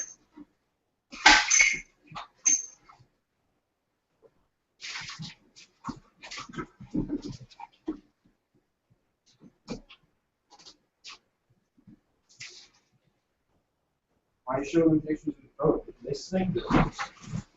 Oh shit! Yeah. There you go. Okay. All right. Do you have bags of the shirts here? Okay. All you whiners out there, okay? All you whiners, first of all, I'm just giving you a news update. We have the shirts bagged up here. A lot of them. We did this. You want another box?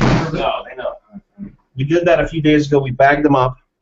So all you complainers are going to get your shirts. Look, you got to wait. Usually when you order a t-shirt, you have to wait 2.5 years. How is this hard to explain to people? When you get a t-shirt, you have to wait 2.5 years. What else we got? This is a, we got the book right here. Okay, that's a spread from the book. This is Kinko's printout here. Okay, the final's going to be on phone book paper, hardcover bound. It's being typeset by these guys in Portugal who are super talented.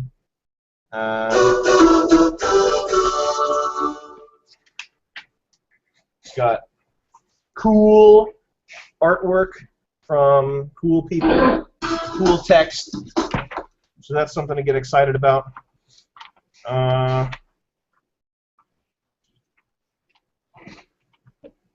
Jang, right there. Okay. I would do questions and answers. What do we let's see what kind of cool stuff's going on right here. Shout out. It's got his third eye going there. We got Lewis drawing on himself. Very nice. Well, that's about it. That's probably good, right? Yeah. Yeah.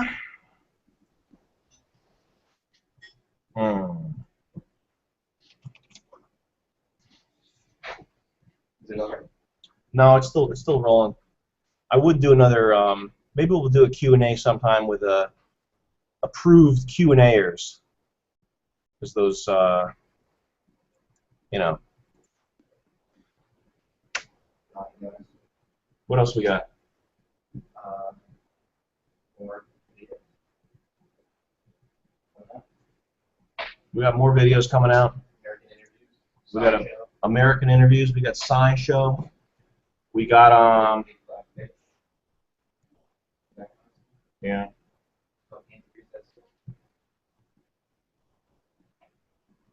We shot the pilot. We edited the pilot, finished that, and Adult Swim is going to buy a season of our show, World Peace. No big deal though. Bye.